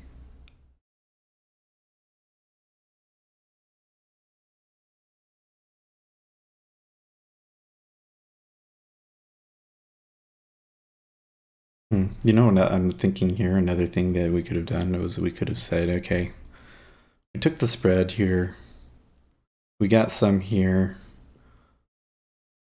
higher low. Maybe we take it off there because it's a higher low. And then maybe if we don't, we get a higher high. Then maybe we can, you know, wrangle our way around here. I think the spread, if we look here, bring this one over here. We look here, when we were here, our spread was still in an okay position. So next time we do this, let's pay attention to the pivots too for indications of maybe where we should get out.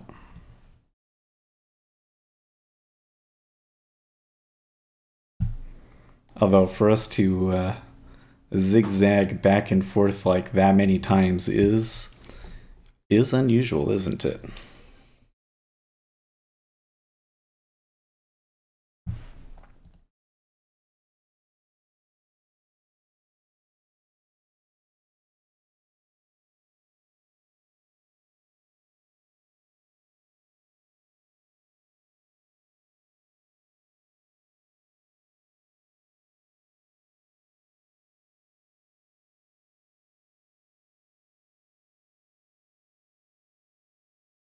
It's so weird to see this that far down here and to see these numbers like this.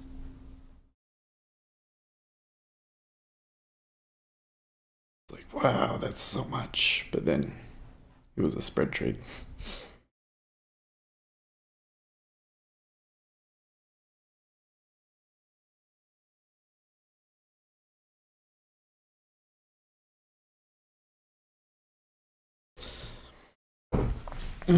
I'm still, I mean, obviously, I think it would require a lot of practice and stuff, but there's still some things that I like about these spreads just because we could have lost so much money if we'd played those pivots wrong, you know? And I guess it looks like there was at least a little bit of opportunity in this range, but, you know, could have been bad.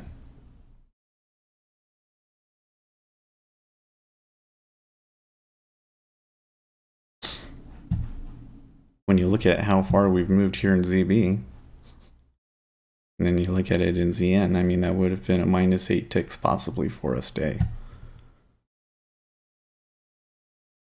The way that I've been trading, that could have been like a total tilt day.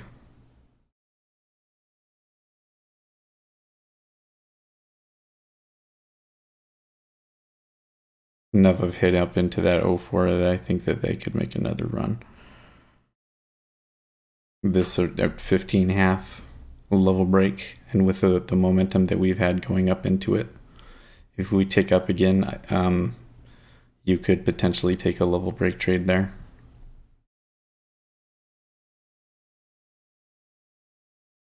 That's the setup I'm seeing.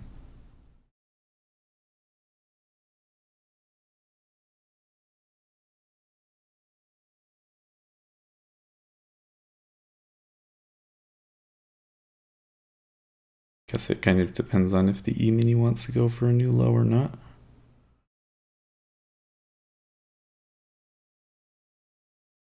Possible.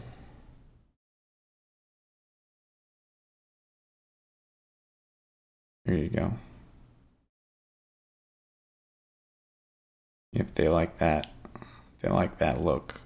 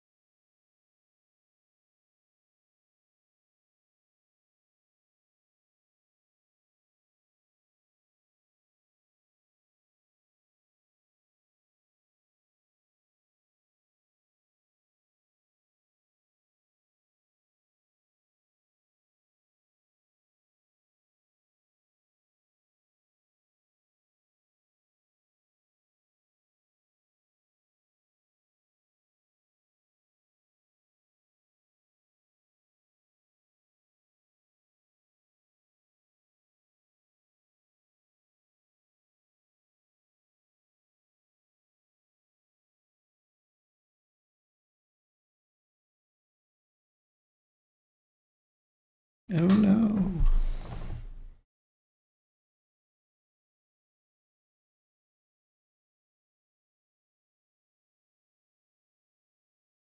Okay, well, should we just get out here? I think so.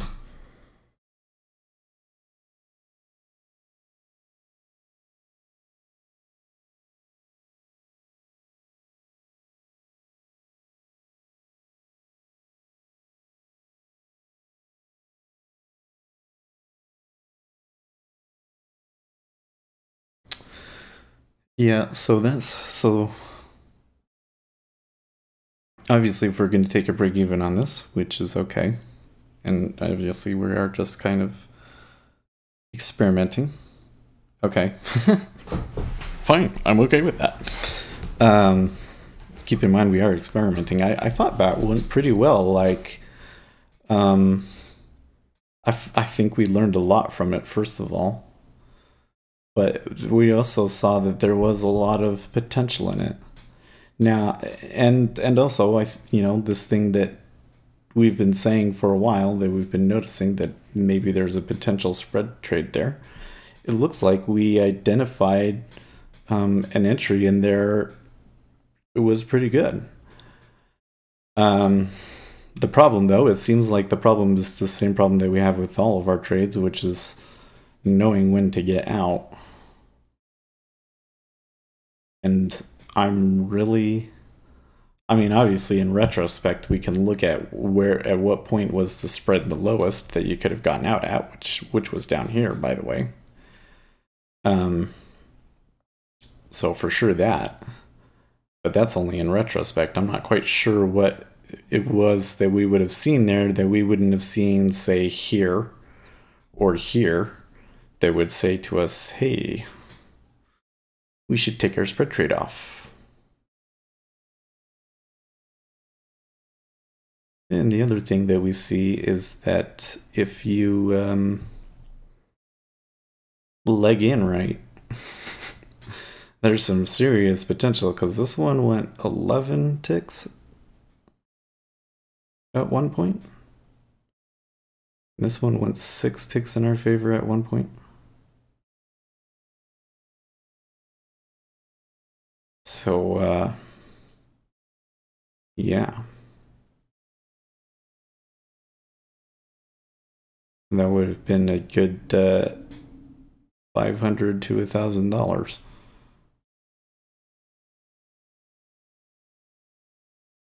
Actually, it would have been 1,000. It's 1,000 on 16 ticks, right? Or is it 500?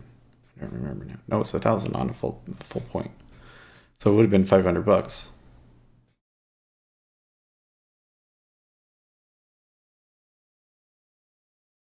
More than that.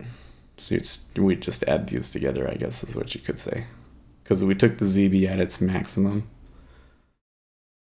favorable, and we took this one at its maximum unfavorable. So it would have been like $300. So very interesting.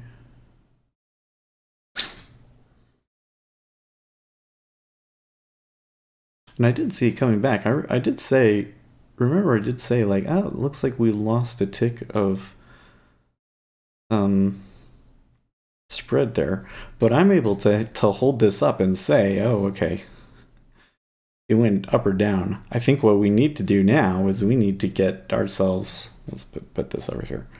We need to get ourselves to where we can look at just here with the DOM and reset it and say, okay, there was some flattening on that tick. It flattened by a tick, or it steepened by a tick. And I think that could tell us a lot. Okay, that Platzel was at, we need to view this one. Okay, was at 150, and where was this one at? Where was the other block? The block buy was at 14.5. Huh. So maybe that guy only took a tick. A tick on 5 contracts. 5,000 contracts is a lot. Oh, 3,000. 3,000 contracts is a lot. That's still almost $50,000.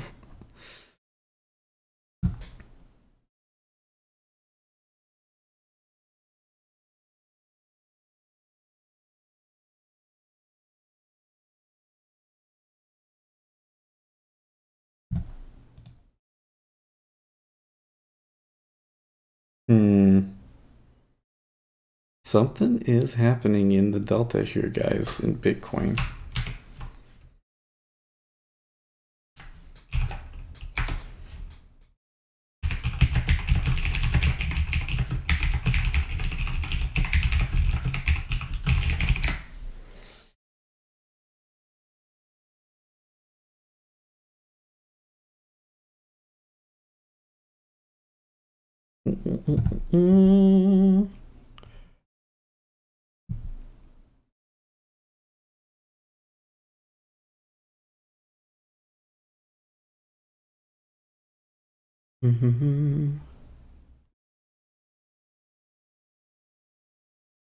Oh, I missed some comments over here. Don't give me that. No, I told you so's, please.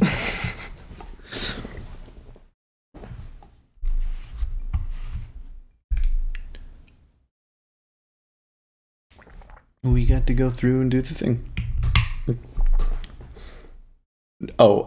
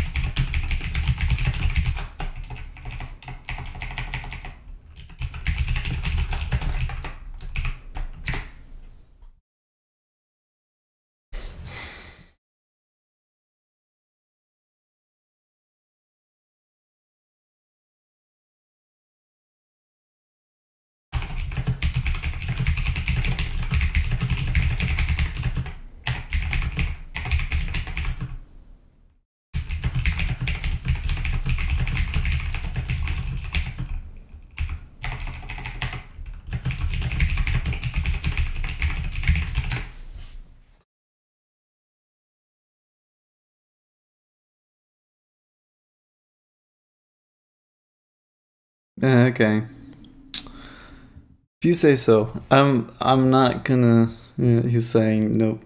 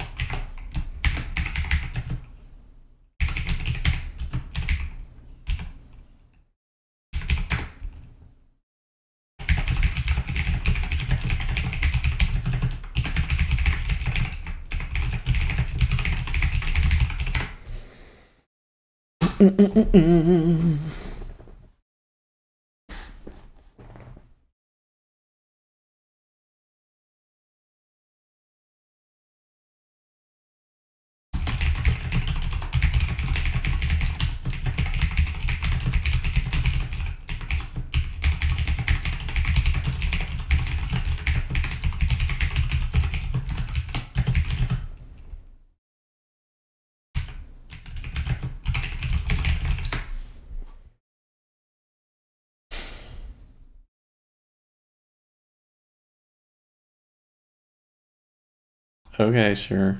It's one. It's minus 12.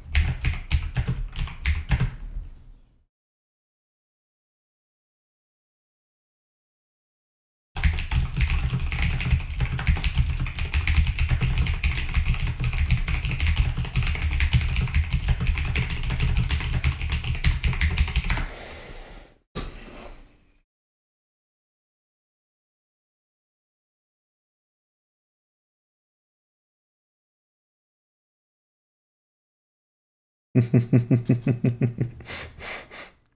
okay. I understand you guys' opinions, but I'm pretty. They can say what they want because I'm pretty stubborn, anyways, right? It's not going to affect me. Hey, how are you? Dum, bum, bum, ba-dum, ba-dum, bum.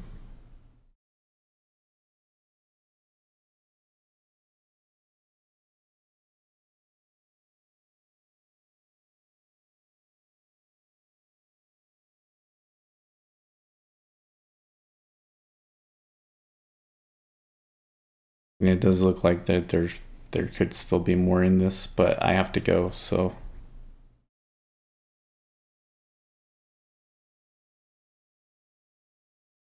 no, but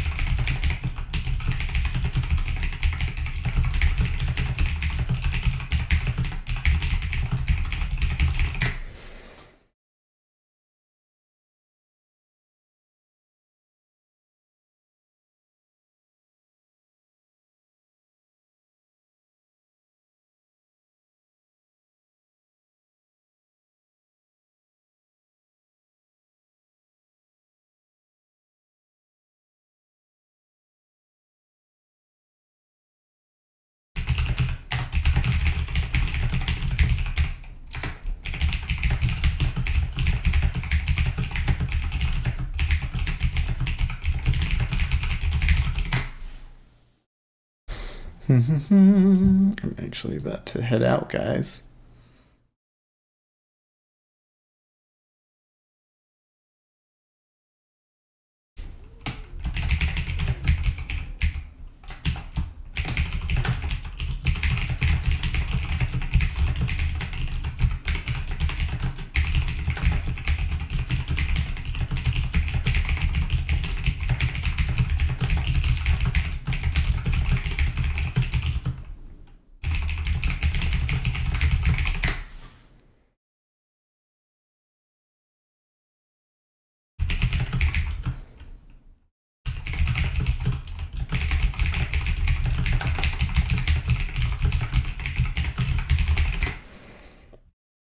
Bum bum bum ba-dum.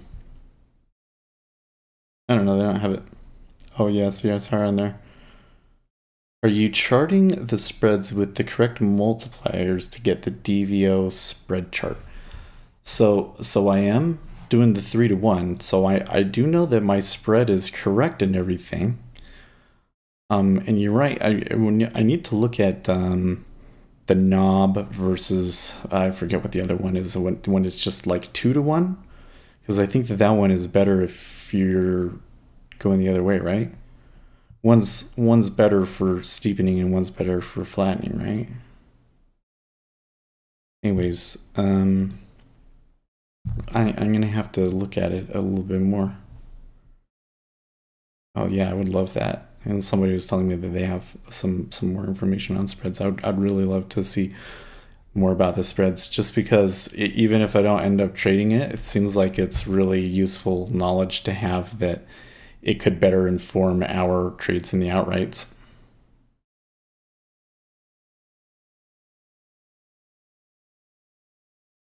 Okay, well, I'm going to stop the stream here since I do need to get going. I will catch you guys next